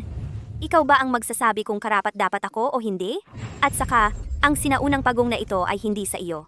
Sa pagkakaalam ko, ang pamilya Gu ay hindi kailanman nagpahiram ng sinaunang pagong na ito. Paano ito napunta sa iyo? Ano ba ang alam mo, babae? Ito ay personal na ibinigay sa akin ng binibining Gu. Mula ngayon, ang pamilya Gu ay akin na. Ano ang sinabi mo? Hindi ako nagkakamali, di ba? Ang pamilya Gu ay magiging sa iyo na? Talagang walang hiya ka. Sa tingin ko, hindi mo talaga kilala ang binibining Gu. Lahat ng ito ay ginagamit mo lang ang pangalan ng pamilya Gu para manloko sa labas. Ang reputasyon ng pamilya Gu ay sinira ng mga taong katulad mo. Hula-hula mo lang yan. Ha? Meron ka bang ebidensya? Ikaw, maliit na babae. Anong katayuan meron ka? Kung tinatanong mo, sasabihin ko sa'yo. Ako ay taong hindi mo kailanman maaabot sa buong buhay mo. Ang pinakamataas sa 4 na dakilang pamilya, ang binibining Gu, ang nag-iisang tagapagmana ng pamilya Gu, Gu X Wedding. Anong klaseng biro yan? Baliw na babae ka. Kung ikaw ang binibini ng pamilya Gu, ako naman ang patriarka ng pamilya Gu. Ang lakas ng loob mong magpanggap bilang binibini ng pamilya Gu. Babayaran mo yan sa pamilya Gu. Aray, nagbago na talaga ang panahon. Ito kahit isang ligaw na manok, kapag may mga balahibo, nagiging phoenix na. Talagang hindi bagay. Nakakatawa talaga. Hindi mo ba tinitignan kung ano ang itsura mo? Karapat-dapat ka bang maging binibini ng pamilya Gu? May kasama ka pang ganitong lalaki. Hindi ka ba nahihiya? Nakakakahiya talaga yan. Siya, talagang hindi siya ang binibini ng pamilya Gu. Kung siya ang binibini ng pamilya Gu, makakasama ba niya si Song Jin na lalaking to? Hindi niya maaamoy yung amoy ng dukhang delivery boy. Na yon, hahaha. Ang lakas ng loob mong magpanggap bilang binibini ng pamilya Gu. Wala kang hiya. Nagkakadelusyon ka na yata. Talagang sinusukat mo ang iba sa sarili mong pamantayan. Mga katulad ninyong makikitid ang pangunawa ay pangmanghula lang dito. Natalo kayo kay Kuya Song ay talagang inaasahan. Dahil sa pagkatao, talunan na kayo mula pa lang. Wang Lian, sa tingin ko ikaw ang magnanakaw. Hindi ko maalala na ibinigay ko sa'yo ang sinaunang turtle shell na ito. Sasabihin ko sa'yo, huwag kang magpanggap dito. Isa kang peke. At nagpanggap ka pa bilang binibini ng pamilya Gu dito. Sa totoo lang, nakipag-ugnayan na ako sa fiancé ng Young Miss, ang future son-in-law ng pamilya Gu. Kapag dumating na siya, ibubunyag ko ang peking pagkatao mo sa harap ng lahat. Ngayon, magiging pinakamalaking katatawanan ka. Sa treasure appraisal na ito. Tama. Gusto naming makita kung paano mo kakalabanin ang buong pamilya ko. Shouting. Kasalanan ko ito. Ako ang dahilan kung bakit ka naipit. Hindi mo kailangang magpanggap bilang ang bunso ng pamilya Gu para protektahan ako. Ako ang target nila. Ikaw, hindi ka nila gagambalain. Umalis ka na muna. Kuya Song, totoo hindi kita niloloko. Ako nga talaga ang bunso ng pamilya Gu. Okay lang kung hindi ka maniwala sa akin. Wala akong pakialam doon. Ang mga taong ito, mga sipsip. Mata pobre. Ngayong araw na ito, bibigyan ko sila ng leksyon. Ikaw, isang peke. Huwag kang magmalaki dito. Peke ka. At peke ka pa rin. Kahit anong sabihin mo, peke ka pa rin. Gusto kong makita kung hanggang kailan ka magpapanggap. Paano kung mapatunayan ko ang pagkatao ko? Kung kaya mong patunayan, bakit ngayon ka lang? Bakit hinintay mo pa hanggang ngayon? Sasabihin ko sa'yo, ang master ko ay tunay na manugang ng pamilya Gu. At ikaw, nandito ka pa rin, naghihintay sa kanyang pagdating para ibunyag ka sa harap ng lahat. Ha? Sa tingin ko, ang master mo ay isa lamang nagpapanggap na malakas. Kailan ako nakipagkasundo sa iba? Paano siya naging manugang ng pamilya Gu? Walang katotohanan. Tigilan mo ang kakulitan. Kung may ebidensya ka, ipakita mo. Ang lakas ng loob mo, magpanggap bilang ang bunso ng pamilya Gu sa harap ng publiko. Sa tingin ko, kasabwat ka nitong si Song Jin sa pagtutulungan upang kunin ang yaman ng pamilya Gu. Ikaw ay isang babaeng may masamang balak. Ay nako, kahit sinong walang kwenta ay pwedeng magpanggap na bunso ng pamilya Gu. Isang lagok, malas. Walang saysay ang pagtatalo. Ito ang patunay. Ito ang sagisag ng aming pamilyang Gu. Ano pa ang masasabi ninyo? Narinig ko na ang bawat tagapagmana ng pamilya Gu ay may suot na kampanilyang may ukit na mukha ng hayop at angka ng Gu. Ipinapamana ito sa bawat henerasyon. Ang kampanilyang ito ay tanging sa pamilya Gu lamang matatagpuan. Halatang peke ang sayo. Tama, kahit na maganda ka, pero para magpanggap bilang ang binibini, malayo pa ang nararating mo. Ang dalawang ito, ang isa ay nagsasabing siya ang binibini ng pamilya Gu, at ang isa naman ay nagsasabing siya ay estudyante ng magiging asawa ng pamilya Gu. Sa dalawang taong ito na hindi naman magkakilala, tiyak na may nagsisinungaling. Hindi na kailangang hulaan, ang dalagita ang nagsisinungaling. Binibini, maaari ko bang tingnan? Ito nga talaga ang kampanilyang tansong may mukha ng hayop. Ang kalabaw na nakaukit dito ay parang buhay na buhay. Ito ang sagisag ng pamilya Gu. Payak at matibay ang disenyo. Malinaw at mahiwaga ang tunog. Ito ang pamanang kayamanan ng pamilya Gu. Dito umiikot ang pamilya Gu sa pagkilala sa tunay na dugo ng angkan. Mga Ginoo, siya ang tunay na binibini ng Ay, pasensya na. Binibining Gu. Ay, binibining Gu. Taos pusong paumanhin. Kami ang hindi nakakilala sa inyo. Walang problema. Hindi pa tayo nagkikita. Normal lang na hindi tayo magkakilala. Ang tangang baboy, naloloko dahil hindi ito nag-iisip bago kumilos. Itong impostor, kumuha lang ng peking bagay. Naloko na kayong lahat. Mangtangi, nagumahat. Ang dali ninyong maloko. Kailangan ng ebidensya kapag nagsasalita. Anong ebidensya mayroon ka? Na ako ay isang impostor. Sinasabi ko ito dahil mayroon ako. Kung mayroon, pakikuha mo. Kung sinasabi mong totoo ang iyo, ano naman? Paano nangyari ito? Paano mo nakuha ang relihiyang minana ng pamilya Gu? Ang relihiyang minana. Ano ba talaga ang nangyayari? Paano nagkaroon ng dalawang kampanilyang may mukha ng hayop? Sino ba talaga ang may tunay? At sino ang may peke? Sa kanilang dalawa, sino talaga ang nagsisinungaling? Upang mapangalagaan ang interes ng pamilya Gu at hindi masira ang relihiya ng pamilya Gu ay maipapasa lamang sa tagapagmana ng pamilya Gu. Kahit na mayroon akong mga kapatid, sila man ay hindi magkakaroon ng relihiyang ito. Kaya ang hawak mo na kampanilyang may mukha ng hayop, peke iyan sigurado. Subukan nyo lang at malalaman natin kung sino sa amin ni Wang Lian ang nagsasabi ng totoo. Ang kampanilyang may mukha ng hayop ko ay regalo sa akin ng master ko. Sabi sa akin ng master ko na si Miss Gu ang nanliligaw sa kanya at handa pa nga niyang ibigay ang buong pamilya Gu. At itong kampanilyang may mukha ng hayop ay personal na ibinigay ni Miss Gu sa master ko bilang tanda ng pag-ibig. Hindi nagsisinungaling ang master ko.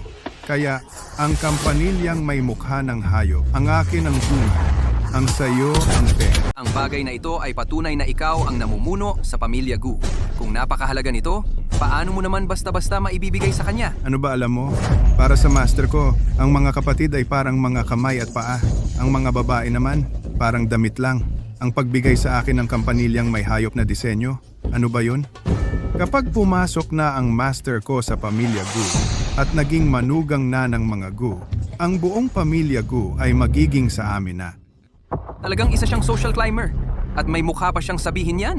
Kadiri talaga. Talagang napakalaking kapal ng mukha. Gusto kong makita kung sino ba talaga itong manugang na ito. Ang lakas ng loob mong magpanggap na nobyo ko. At bukod pa riyan, nagbabalak ka pang agawin ang yaman ng pamilya Gu. Walang hiya at walang utang na... Kung tungkol sa pamilya Go ang kampanang mukhang halimaw, isa na lang ang natitira. Isang piraso na lang ang natitira. Kaya kunin ninyong dalawa iyon para makita ko kung alin ang tunay at alin ang peke. Sige.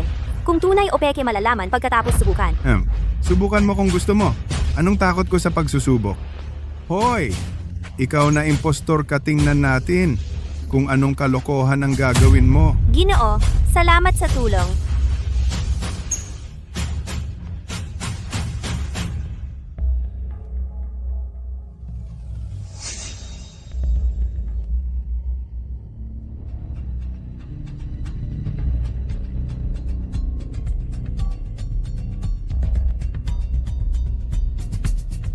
Ito.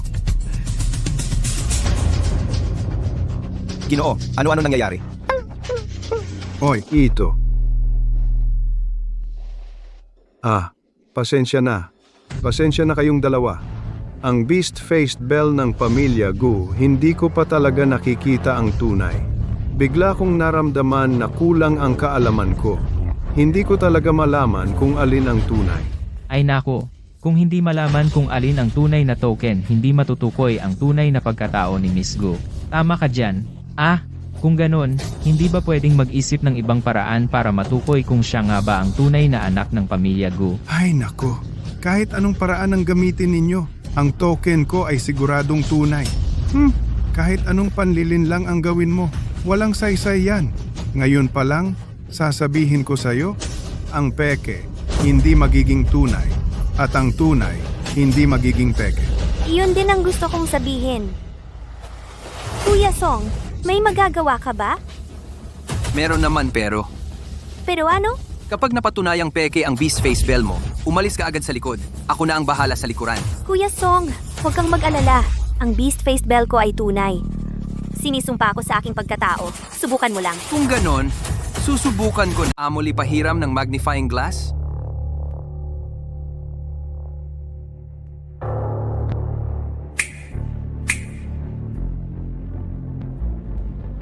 Daming salamin. Tinatawag din itong Jianzhen Mirror.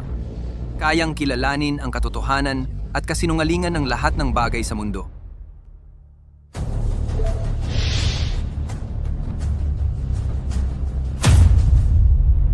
Amoli halika. Ito pala ang Jianzhen Mirror. Ay, ang bagay na ito. Ang galing mo talaga. Ayon sa alamat, basta ilagay mo lang ang bagay na gustong kilalanin sa harap ng salaming ito. Kung totoo ang bagay na iyon, makikita mo sa salamin. Ang larawan nito, kung ang kayamanang susuriin ay peke, kung gayon, sa salaming ito ay walang laman. Walang makikitang larawan. Ay, Sa ganito, malalaman nating alin ang totoo at alin ang peke. Ano sa palagay mo? Dahil sinabi mo nang may katiyakan na ang sa iyo ay totoo at ang sa akin ay peke, kaya mo bang subukan? Sige, subukan natin. Takot ba ako sa iyo? Toto o peke? Ngayon, malalaman natin kapag sinubukan.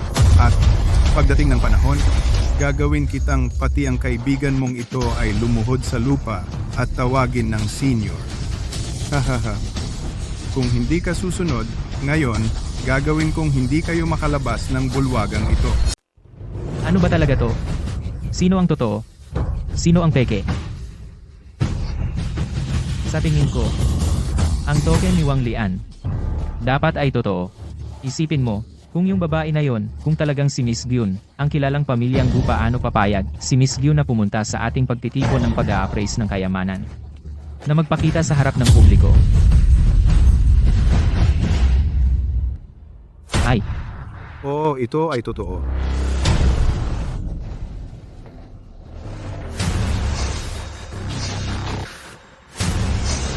Peke. Imposible. Talagang imposible. hindi ko inaasahan, siya pala talaga si Miss Gu. Kanina, si Wang Lian, ang kanyang matibay na paninindigan, Akala ko totoong-totoo ang kanyang token. Ngayon, talagang napahiya siya. Ano ba talaga ang nangyayari? Ano ba talaga ang nangyayari? Imposible yan. Hindi ako lolokohin ng master ko. Ito ang regalong pangako ni Miss Gu na ibinigay niya sa kanya. Paano naging peke ito? Ang salamin na ito ay malinaw na malinaw ang ipinakita. Nakita ng lahat ng malinaw. Peke ang regalong pangako mo. At si Xiaoting, ang tunay na anak na babae ng pamilyang Gu. Hindi. Imposible yan. Ikaw talagang tao na ito ang may kinalaman dito. Kayong dalawa, magkasabwat kayong dalawa. Wala akong ginawa. Anong daya ang ginawa ko? Nakatingin ang napakaraming mata ng mga tao. Kapag may ginawa akong daya ay agad-agad itong mahahalata. Sino ba talaga ang nagbigay sa iyo ng regalong ito? Hindi ko kailanman nagkaroon ng nobyo. Wala ring manugang ang pamilyang Gu. Ang babaeng ito, dati mo pang sinasabi na ikakasal ka lang sa master ko. Ngayon nagpapanggap ka na parang isang birheng martir. Gusto mo talagang maging mabait, pero nagpapabango ka pa ng pangalan. Ikaw talagang babae, isusuka ko. Wang Lian, ang iyong token ay napatunayang peke na. Ang mga sinasabi mo ngayon ay wala ng kredibilidad. Aminin mo na, ginagago mo ako. Ano ba talaga ang motibo mo? Hoy, sinong nanggagago sa'yo? Kayong dalawa talaga ang may hawak ng pekeng props. Mga sinungaling. Tapos kayo pa ang unang nagreklamo. Ang token namin ang sinasabi niyong peke. Teo, ang kapal ng mukha mo. Tama. Itong tinatawag na authenticity mirror ay kay Songjin galing. Si Songjin, palaging nagsisinungaling yan. Hindi mapagkakatiwalaan ang sinasabi niya. Sa tingin ko, ang dala niya ay hindi authenticity mirror. Fake mirror, siguro yan. At ikaw, impostor, ang token na dala mo ay hindi rin mapagkakatiwalaan. Song Jin, salot ka. Ang appraisal banquet ngayon dahil sa'yo nagkakagulo. Isang malas talaga. Hindi ako pwedeng lokohin ng master ko. Siguro kayong dalawa ang gumamit ng black magic para siraan ako. Papatayin kita ngayon. Ikaw. Tama ka. Dahil kay Songjin kaya sa banquet na ito ay puro away. Oo nga. Kung palayasin natin siya ngayon din, hindi na tayo mag-aaway-away. Kung hindi dahil sa batang to na paulit-ulit na sinisira ang mga artifact ng iba, hindi naman siguro tayo ganito kagalit. Ang malas na tulad niya dapat talagang palayasin. Tama. Palayasin siya. Palayasin. Palayasin. Palayasin. Palayasin. Palayasin. Palayasin. Hindi ganyan. Ang unreasonable ninyo. Huwag kang magpakapal. Siya ang tunay na binibini ng pamilyang Gujia. May matibay na ebidensya. Tunay na tunay. Paano kayo naudyukan ng mga taong ito na magtangka?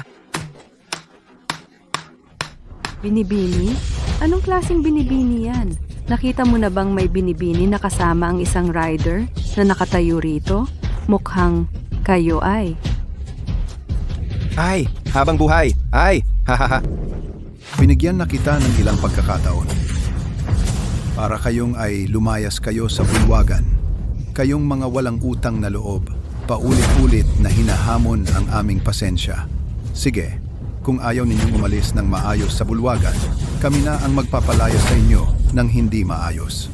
Bibilangan kita ng 5 segundo. Kung ayaw mong masaktan, umalis ka na ngayon din.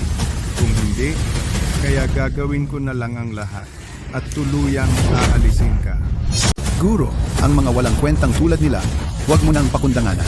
Diretso mong baliin ang kanilang mga binti at itapon sa labas. 5, 4.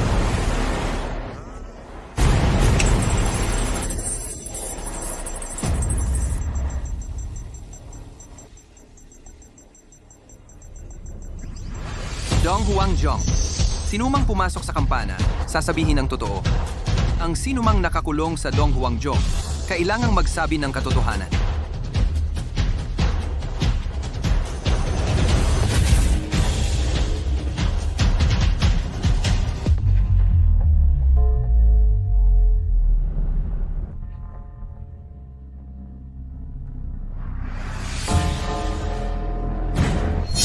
Wang Lian, tanong ko sa'yo. Yung kampanilyang may mukha ng hayop mo, totoo ba talaga yan? Oo, syempre naman. Binigay yan sa akin ng master ko. Sabi ng master ko, personal na ibinigay sa kanya ng panganay na dalaga ng pamilyang Gu. Hindi ako niloloko ng master ko. Pakawalan mo na ako. Kuya Song, nagsisinungaling siya. Hindi. Hindi siya nagsisinungaling. Ano ang ibig mong sabihin, Kuya Song? Hindi ka naniniwala sa akin? Siyempre naniniwala ako sa'yo, pero hindi siya nagsisinungaling. Dahil kapag nagsinungaling siya, ang kampana sa loob ay tutunog. Ang tao sa loob, ang lahat ng meridian at internal organs ay madidisturbo ng sound waves, magdudulot ng matinding sakit. Pero, ang kampana ng Dong Huang ngayon, walang anumang reaksyon. Ibig sabihin, Mato, hindi siya nagsisinungaling. Pakawalan mo ako. Kainin ka ng langit, Songjin. Pakawalan mo ako. Hindi ako nagsisinungaling. Sabi mo, ang master mo ay nakikipag-engage na sa akin. Totoo ba yan? Tama, sabi ng master ko. Siya at ang panganay na dalaga ng pamilyang Gu ay nakikipag-engage na. Ang panganay na dalaga ng pamilyang Gu, gusto lang ang master ko para maging son-in-law ng pamilyang Gu. Ayaw sa ibang lalaki. Hindi ito posible. Shouting, huwag kang mag-alala muna. Tiyak na hindi siya nagsisinungaling. Kaya kailangan nating linawin ang bagay na ito. Kailangan lang nating tanungin ang isang tao. Ayos na. Ginoong Song, naiintindihan ko na ang ibig mong sabihin. Wang Lian, itatanong ko ulit sa iyo. Ang guro na palagi mong binabanggit, ang manugang ng aming pamilyang Gu. Sino nga ba talaga? Ang aking guro ay kilalang kilala sa buong mundo, Shu Tongtian. Ano? Shu Tongtian?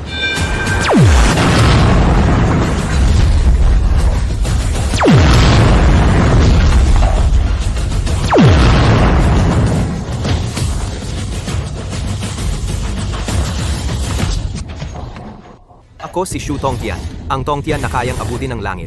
Kayong dalawa, ano ang inyong pakay? Ako si Shu Tongtian, ang Tongtian na makapangyarihan.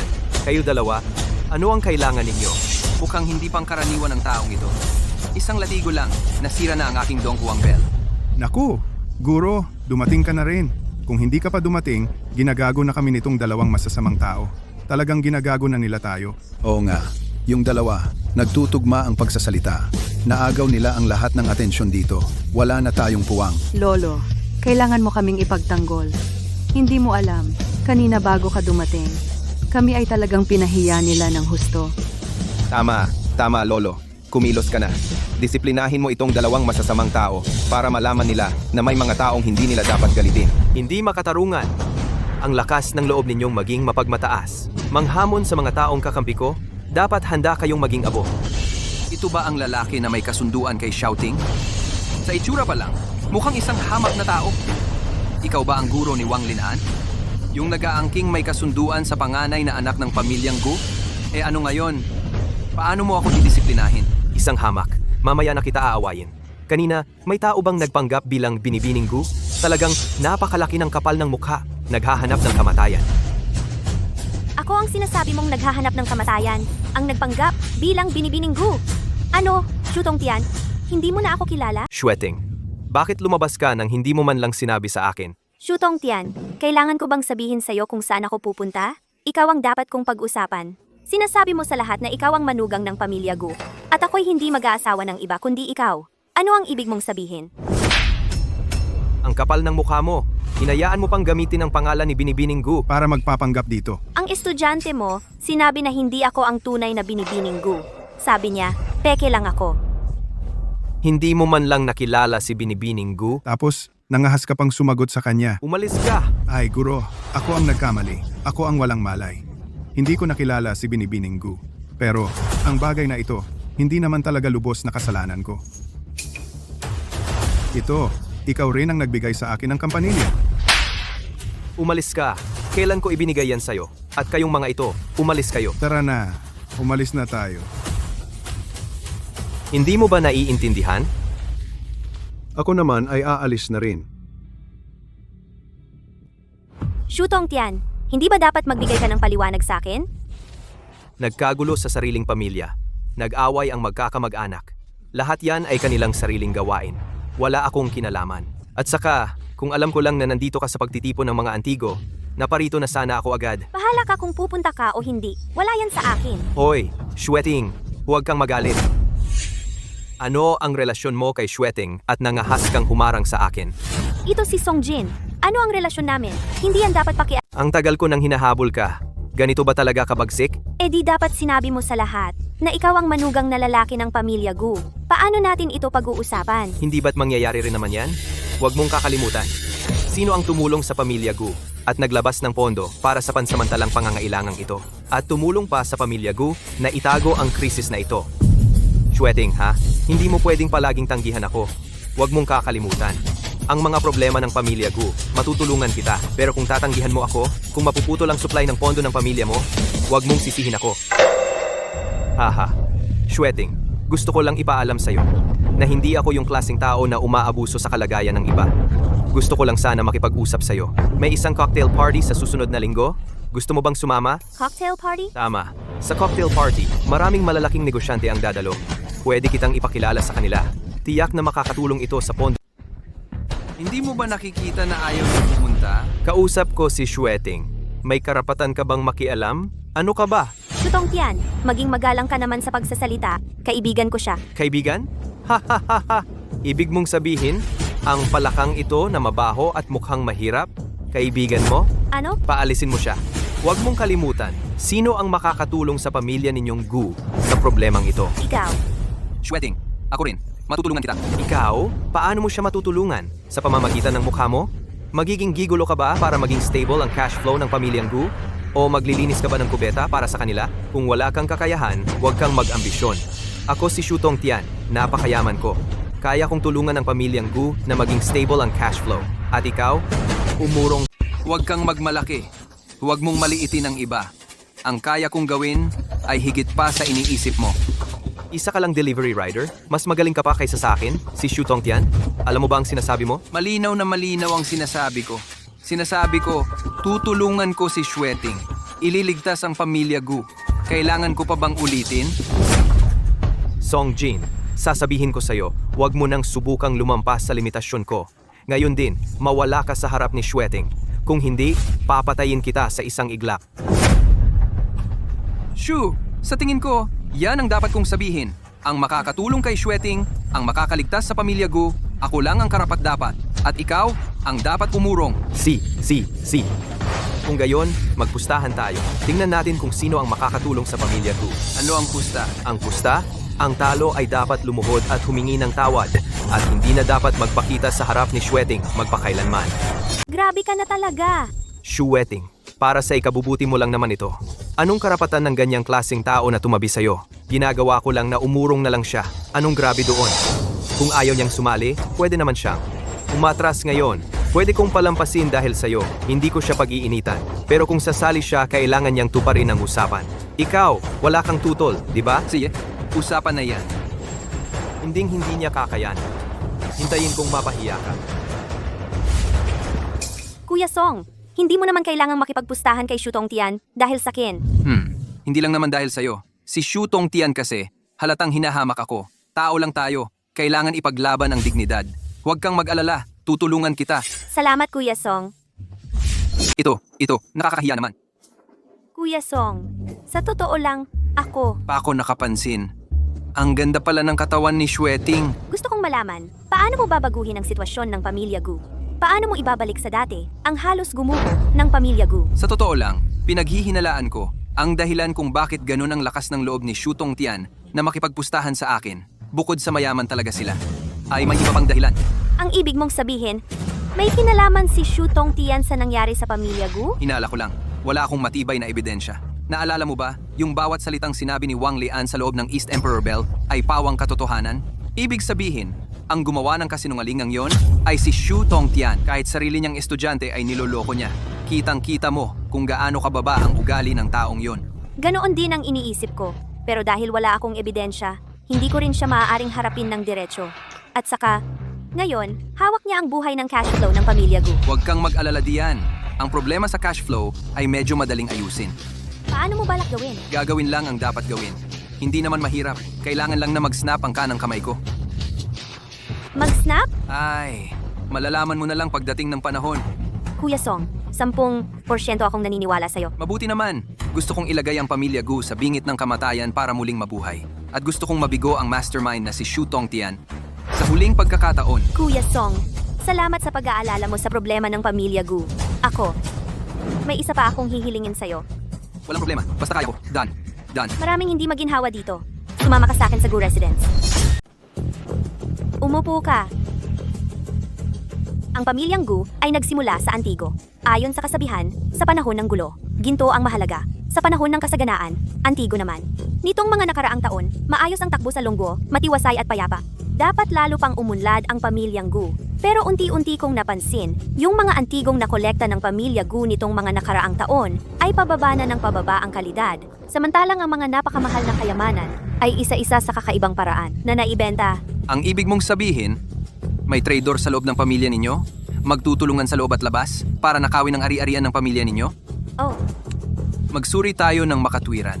Ang traitor na ito ay tiyak na may kinalaman kay Shu Tongtian. matagal ko nang gustong imbestigahan kung sino ang traitor. Pero simula nang pumanaw ang lolo ko, ang pamilyang Gu ay ipinasa sa akin ng mag-isa. Kaya nagkulang ako sa oras at lakas. Tungkol sa pag-iimbestiga sa traitor, medyo naging pabaya ako.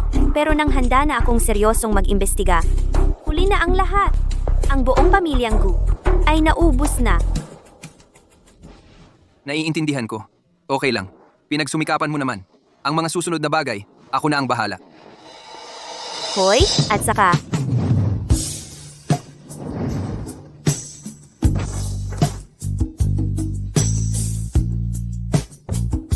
may isa pang bagay. Gaano ba kahirap ang bagay na ito? Na kailangan pang magpakalapit si Binibining Gu para lang matupad? Kung magagawa mo ito, kahit ano, gagawin ko para sa iyo. Sweating. Ano man ang mangyari, gagawin ko ang lahat para sa'yo. Walang atrasan. May kapatid akong babae, si Gu Shahe. Saan? Saan siya? 2 taon akong mas matanda kay Shahe. Malapit lang ang edad namin. Magkahawig din kami ng ugali. Mula nang pumanaw ang lolo namin, ang lahat ng responsibilidad sa pamilya Gu ay napunta na sa akin. Araw-araw, sobrang abala ako.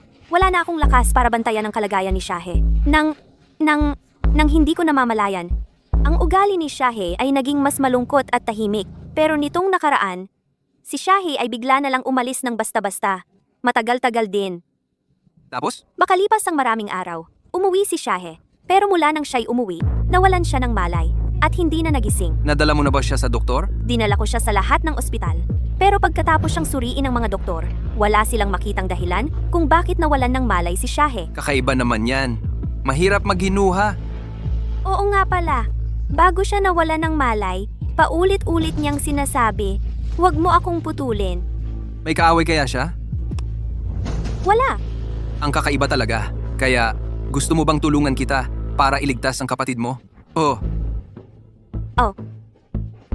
Kuya Song, nakikiusap ako. Tulungan mo ang kapatid ko. Basta't mailigtas mo siya, gagawin ko ang kahit ano. sige.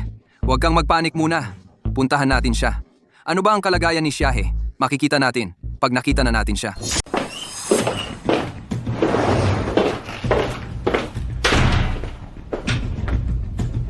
Ito ang kapatid kong babae na si Gu Shahe. Siya nga.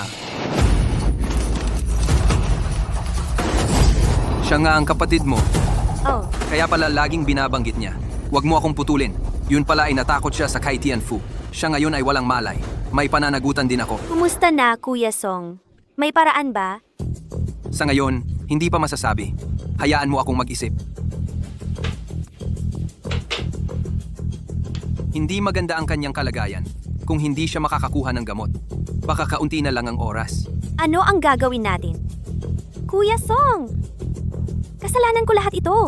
Sweating, huwag mong sisihin ang iyong sarili. Bago umalis ang lolo, ipinagkatiwala sa akin si Shahe at ang pamilya Gu. Ngayon, si Shahe ay walang malay, walang gamot na makatutulong, kaunti na lang ang natitirang oras. Ang pamilya Gu, malapit nang bumagsak ang malaking bahay. Magkakawatak-watak, lahat ito dahil sa aking kawalan ng kakayahan. Wala akong magawa. Nabigo ako, ang tiwala ng lolo sa akin. Hindi ko nadala ang pamilya Gu, mas umangat pa, kahit na. Lahat ito ay dahil sa akin. Araw-araw ako ay abala sa maliliit na bagay. Wala akong lakas para alagaan si Shahe. Kaya nangyari sa kanya, maging ganito. Hindi ako isang mabuting ate. Ako, Sweating, huwag ka muna umiyak ha? Huwag ka muna malungkot, Sweating.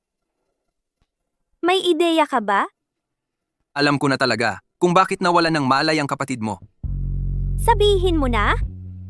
Sa totoo lang, ako at ang kapatid mo ay may koneksyon talaga. May isang bagay na sinabi ni na Zhao Liang at Jiang Mengji ay tama naman. 2 araw na ang nakalipas. Isang ordinaryong delivery rider lang ako.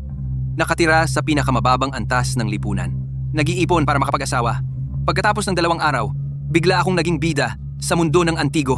May sikreto sa likod nito. Anong sikreto? 2 araw na ang nakalipas, hindi lang ako tinalikuran ni Jiang Mengjie. Nagtulungan pa sila ni Zhao Liang na ilibing ako ng buhay habang walang malay. At ako, doon mismo. Nakilala ko ang kapatid mong si Shahi. Kasama niya ang ilan niyang kaibigan. Naghahanap ng kayamanan. Nasa malalim na pagkawala ng malay pa rin ako noon. Narinig ko lang ng paulit-ulit ang mga tinig. Kaya nagising ako. Natakot ng husto si Shahi. Kaya hinampas niya sa ulo ko yung hawak niyang Universal Card X. Dugo ko ay pumasok sa card drawer ng lahat ng bagay. Sa hindi inaasahang pagkakataon, ako at ang card drawer ng lahat ng bagay ay nagkaroon ng isang uri ng kontrata. Kaya naman nakakuha ako ng ganitong kakayahang ito na nakakagulat. Pagkatapos kong makuha ang card drawer ng lahat ng bagay, nakakuha ako ng banal na sandata, ang Sky Splitting Axe, at napapaalis ko sina Shahi at iba pa. Malamang nabigla si Shahi, kaya siya nahulog sa pagkawala ng malay. Kaya anuman ang mangyari, ako mismo ang magliligtas sa kanya. Siya ang aking tagapagligtas. Kung wala si Shahi, wala rin ang ako ngayon. Pero bakit pa siya pupunta sa paghahanap ng kayamanan? Lalong komplikado ang mga pangyayari. Kasalanan ko ito. Nitong mga nakaraang araw, abala ako ng husto kaya hindi ko siya gaanong naasikaso. Kaya nagawa niyang gawin ang ganoong mapanganib na bagay. Xyuting, Anong ginagawa mo rito? alam kong dahil sa nangyari sa kapatid mong babae, maraming beses ka nang nagpagamot, ngunit walang nangyari na babaliw ka na. Narito ako para tulungan ka. Tulungan ako? Paano mo ako tutulungan? Mas magaling ako kaysa sa walang kwentang ito sa tabi mo. Mas magaling talaga, kahit 100 beses mong ipapanood ito sa walang kwentang ito. Walang mangyayari, sayang lang ang oras. Sige, sabi mo kaya mong iligtas? Paano mo planong iligtas? Ang hindi kaugnay na tao na nakatayo rito ay nakakasagabal lang. Bakit hindi ka nalang umalis? Kung sabihin mong ibang tao, ikaw lang ang ibang tao rito. Ikaw ang dapat umalis. Ayaw mo pang umalis, no? Sa tingin ko, gusto mo lang mapahamak si Shahe.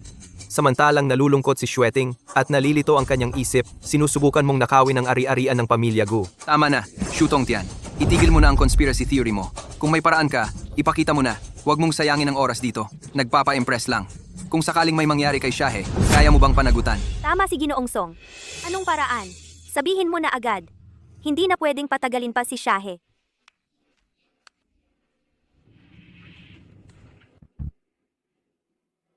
Sasabihin ko sa iyo, Song Jin Sigu Shahe. Ako lang ang makakaligtas sa kanya. Ito ay isang pangunahing gamot na nakakagamot ng lahat ng sakit. Basta inumin mo ito kahit anong sakit, gagaling. Totoo ba ito? Siyempre. Sa buong mundo, may ganitong kabangong gamot ba? Anong alam mo? Ito ay ang maalamat na halaman ng muling pagkabuhay. Ano? Ito talaga ang halamang muling pagkabuhay?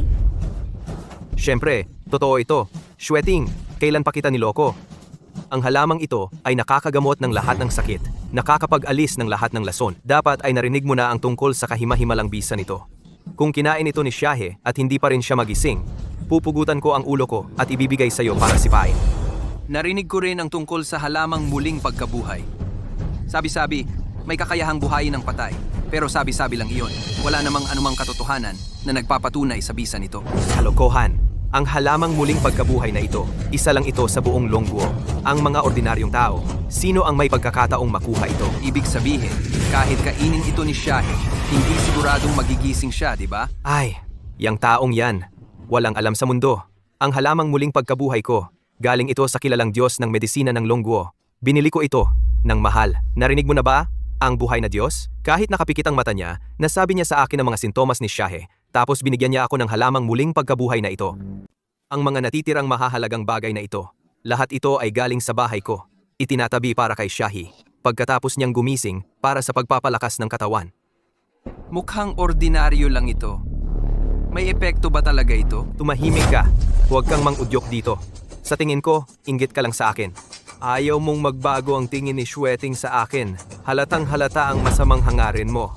Ikaw talaga. Magsalita ka ng may respeto. Hindi ito sa Jianbao. Hue, nasa Gujia ito. Hindi ko papayagan ng sinuman. Naapi-apihan si Song Jin. Hemp, paulit-ulit mong tinatawag na Song Jin.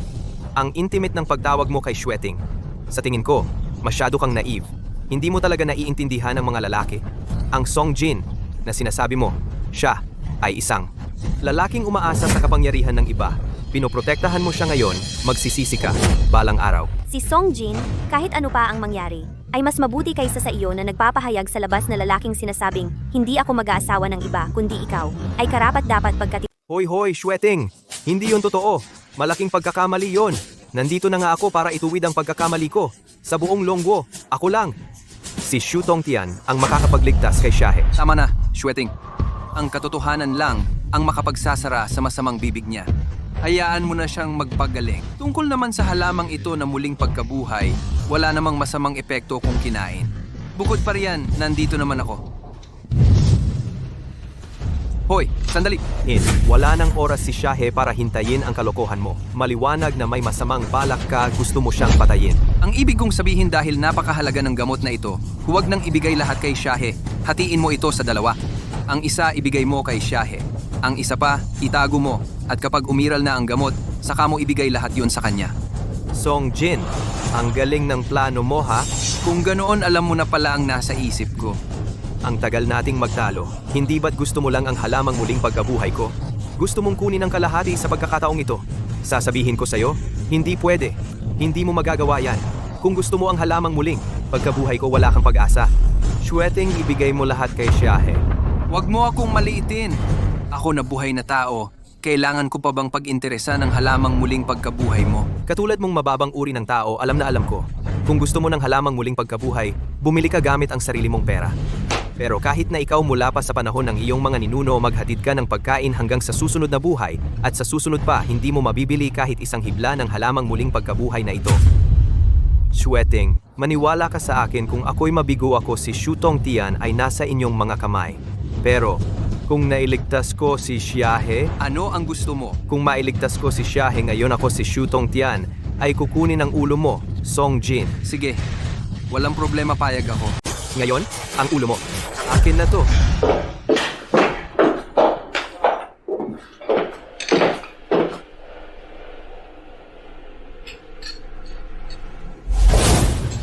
Ang halamang muling pagkabuhay na kinain niya ay wala man lang naging epekto. Ang halamang ito ay talagang walang silbi. Ito. Imposible to. Tiyak dahil kinain lang niya ang kalahati. Kaya hindi lubos ang bisa ng gamot. Bilisan mo, pakainin mo rin ang kalahati kay Xiahe. Kapag kinain niya ang buong halamang muling pagkabuhay, tiyak na magigising siya. Kung hindi magising si Xiahe, paano ko magagawa na mapapangasawa ko si Gu Shweting? Ang prestihiyo at katayuan ng pamilya Gu ay hindi ko na makukuha. Song Jin! Ikaw talaga, kapong aso. Ikaw ang may pakana nito. Ikaw ang pumatay kay Xiahe. Sa huli ako pa rin ang aasahan.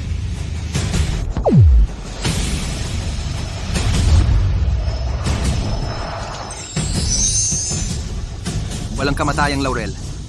Galing ito sa buwan, sa walang kamatayang puno ng laurel. Pinutol ito ni Wu Gang.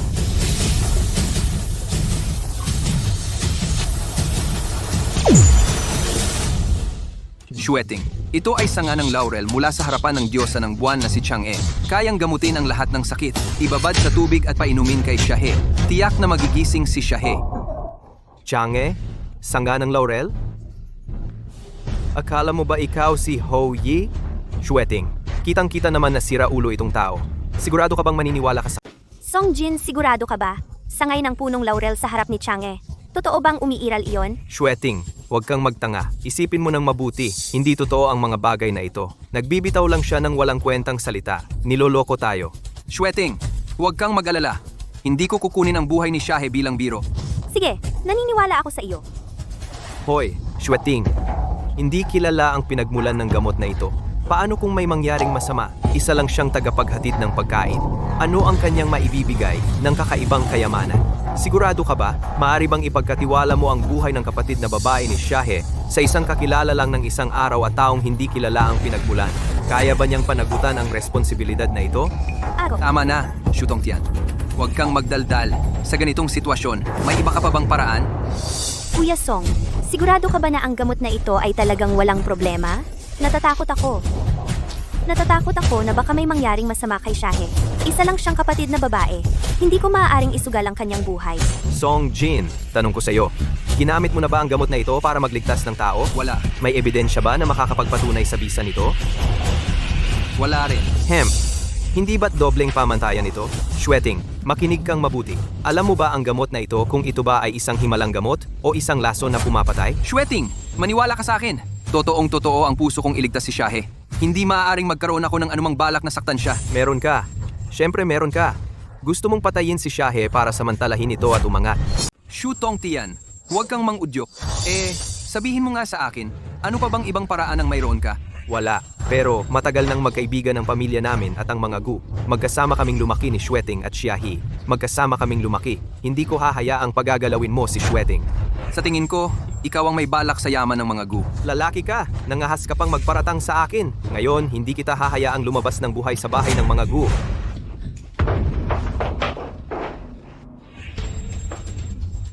Shweting, may lakas ka ba ng loob? May lakas ka ba ng loob na isugal ang buhay ni Xiahi sa lalaking ito? Hindi ko alam. Talagang hindi ko alam.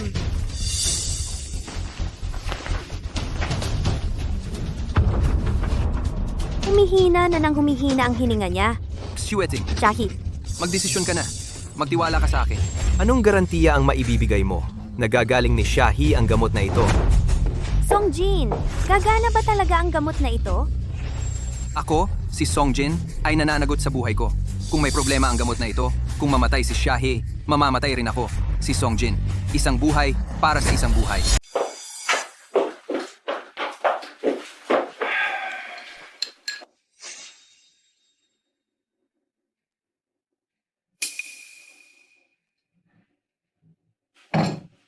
Pareho lang ng gamot mo sa akin. Walang kwenta. Kanina pa, si Chang'e, tapos si Huyi, para magpasikat. Ano nangyari? Songjin, ngayon na, babayaran mo ang buhay niya. Mga tao, Bitawan niyo ako! dalhin niyo siya sa ibaba. Bitawan niyo ako! Xiahi, mamatay ka na lang ng matahimik. Ang ate mo, pati ang reputasyon at posisyon ng pamilya Gu ay akin na lahat. Wala pang isang minuto mula nang ininom tong gamot. Hindi pa nagkakabisa. Ganito ba gusto mong mamatay ako? Lalaki, tumigil ka sa kakadaldal. Ngayon din, ipapasama kita kay Xiahi sa ilalim. Anong hinihintay niyo? Hatakin niyo siya at bugbugin hanggang mamatay. Bitawan niyo ako! Tigilan mo na.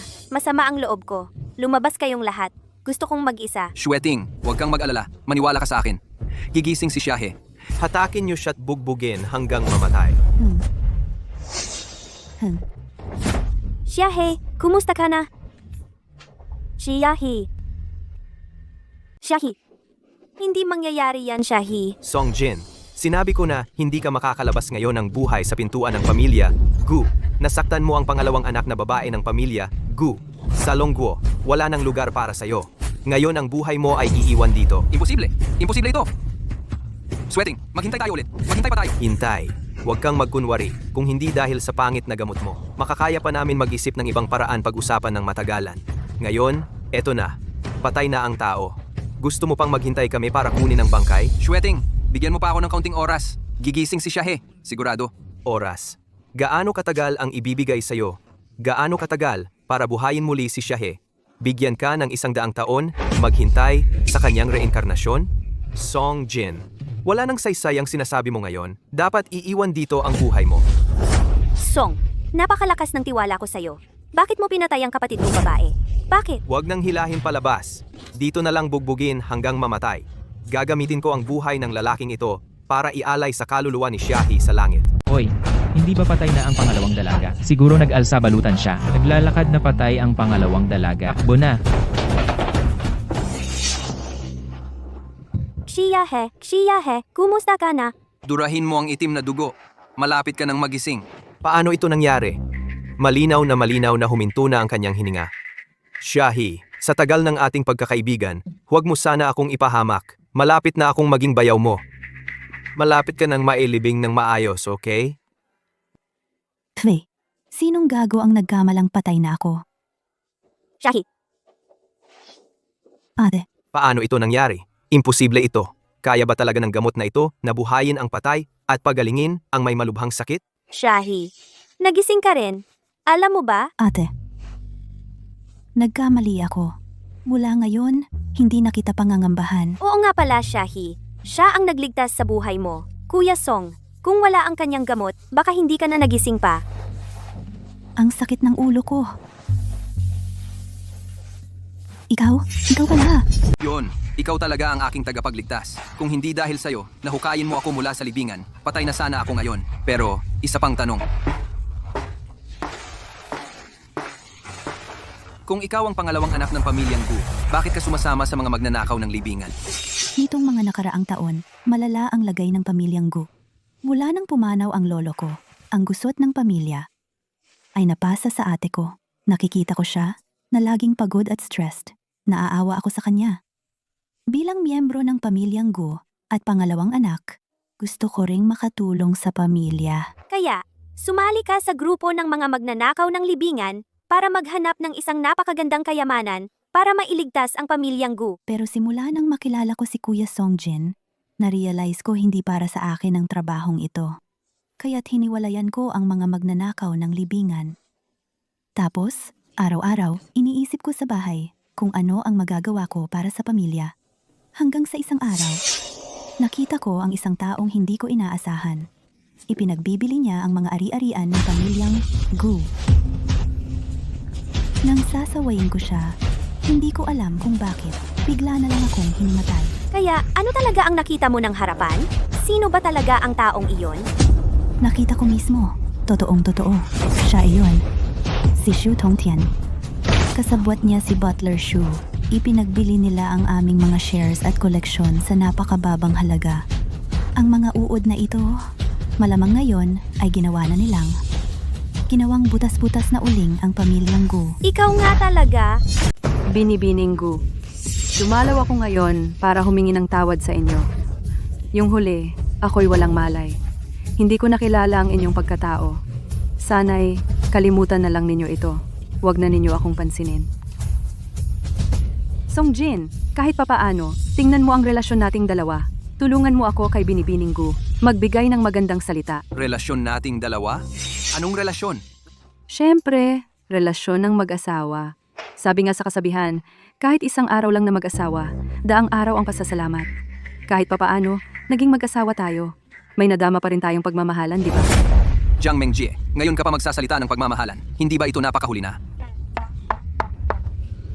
Hindi huli. Sakto nga at narito si Binibining Gu. Kahit pa narito si Binibining Gu, hindi mo ba nakikita na ang iyong guro ay nakaupo sa sahig? Guro Shu, kayo po bakit po nakaupo sa sahig? Nakaupo siya sa sahig dahil nahayag na ang pakikipagsabwatan niya sa aming mayordomo para nakawin ang mga mahahalagang ari-arian ng aming pamilya. Nahayag na. Wala na siyang takas. Ano? Ito. Sakto rin ang pagdating mo. Malamang na ang bagay na ito ay may kinalaman din kay Wang Lian. Sakto. Isasama ko kayong lahat sa bilangguan ng Longguo. Ang handaan ng pamilya Gu ngayon ay talagang napakagrandiose. Sa mga nakaraang taon, hindi ko alam kung sino ang namamahala sa pamilya Gu. Binago nila ang mga dating problema at itinayo muli ang pamilyang Gu na halos gumuho na. Sa 2 taong ito, bukod sa biglang sumikat na iyon, ang pamilya Gu na ang sumunod, talagang matibay ang dating pamilya. Ang pamilya Gu ngayon ay isang bagong pamilya na. Mas malakas ang kapangyarihan nito kaysa sa dati. May tuturing na leader sa mga pamilya.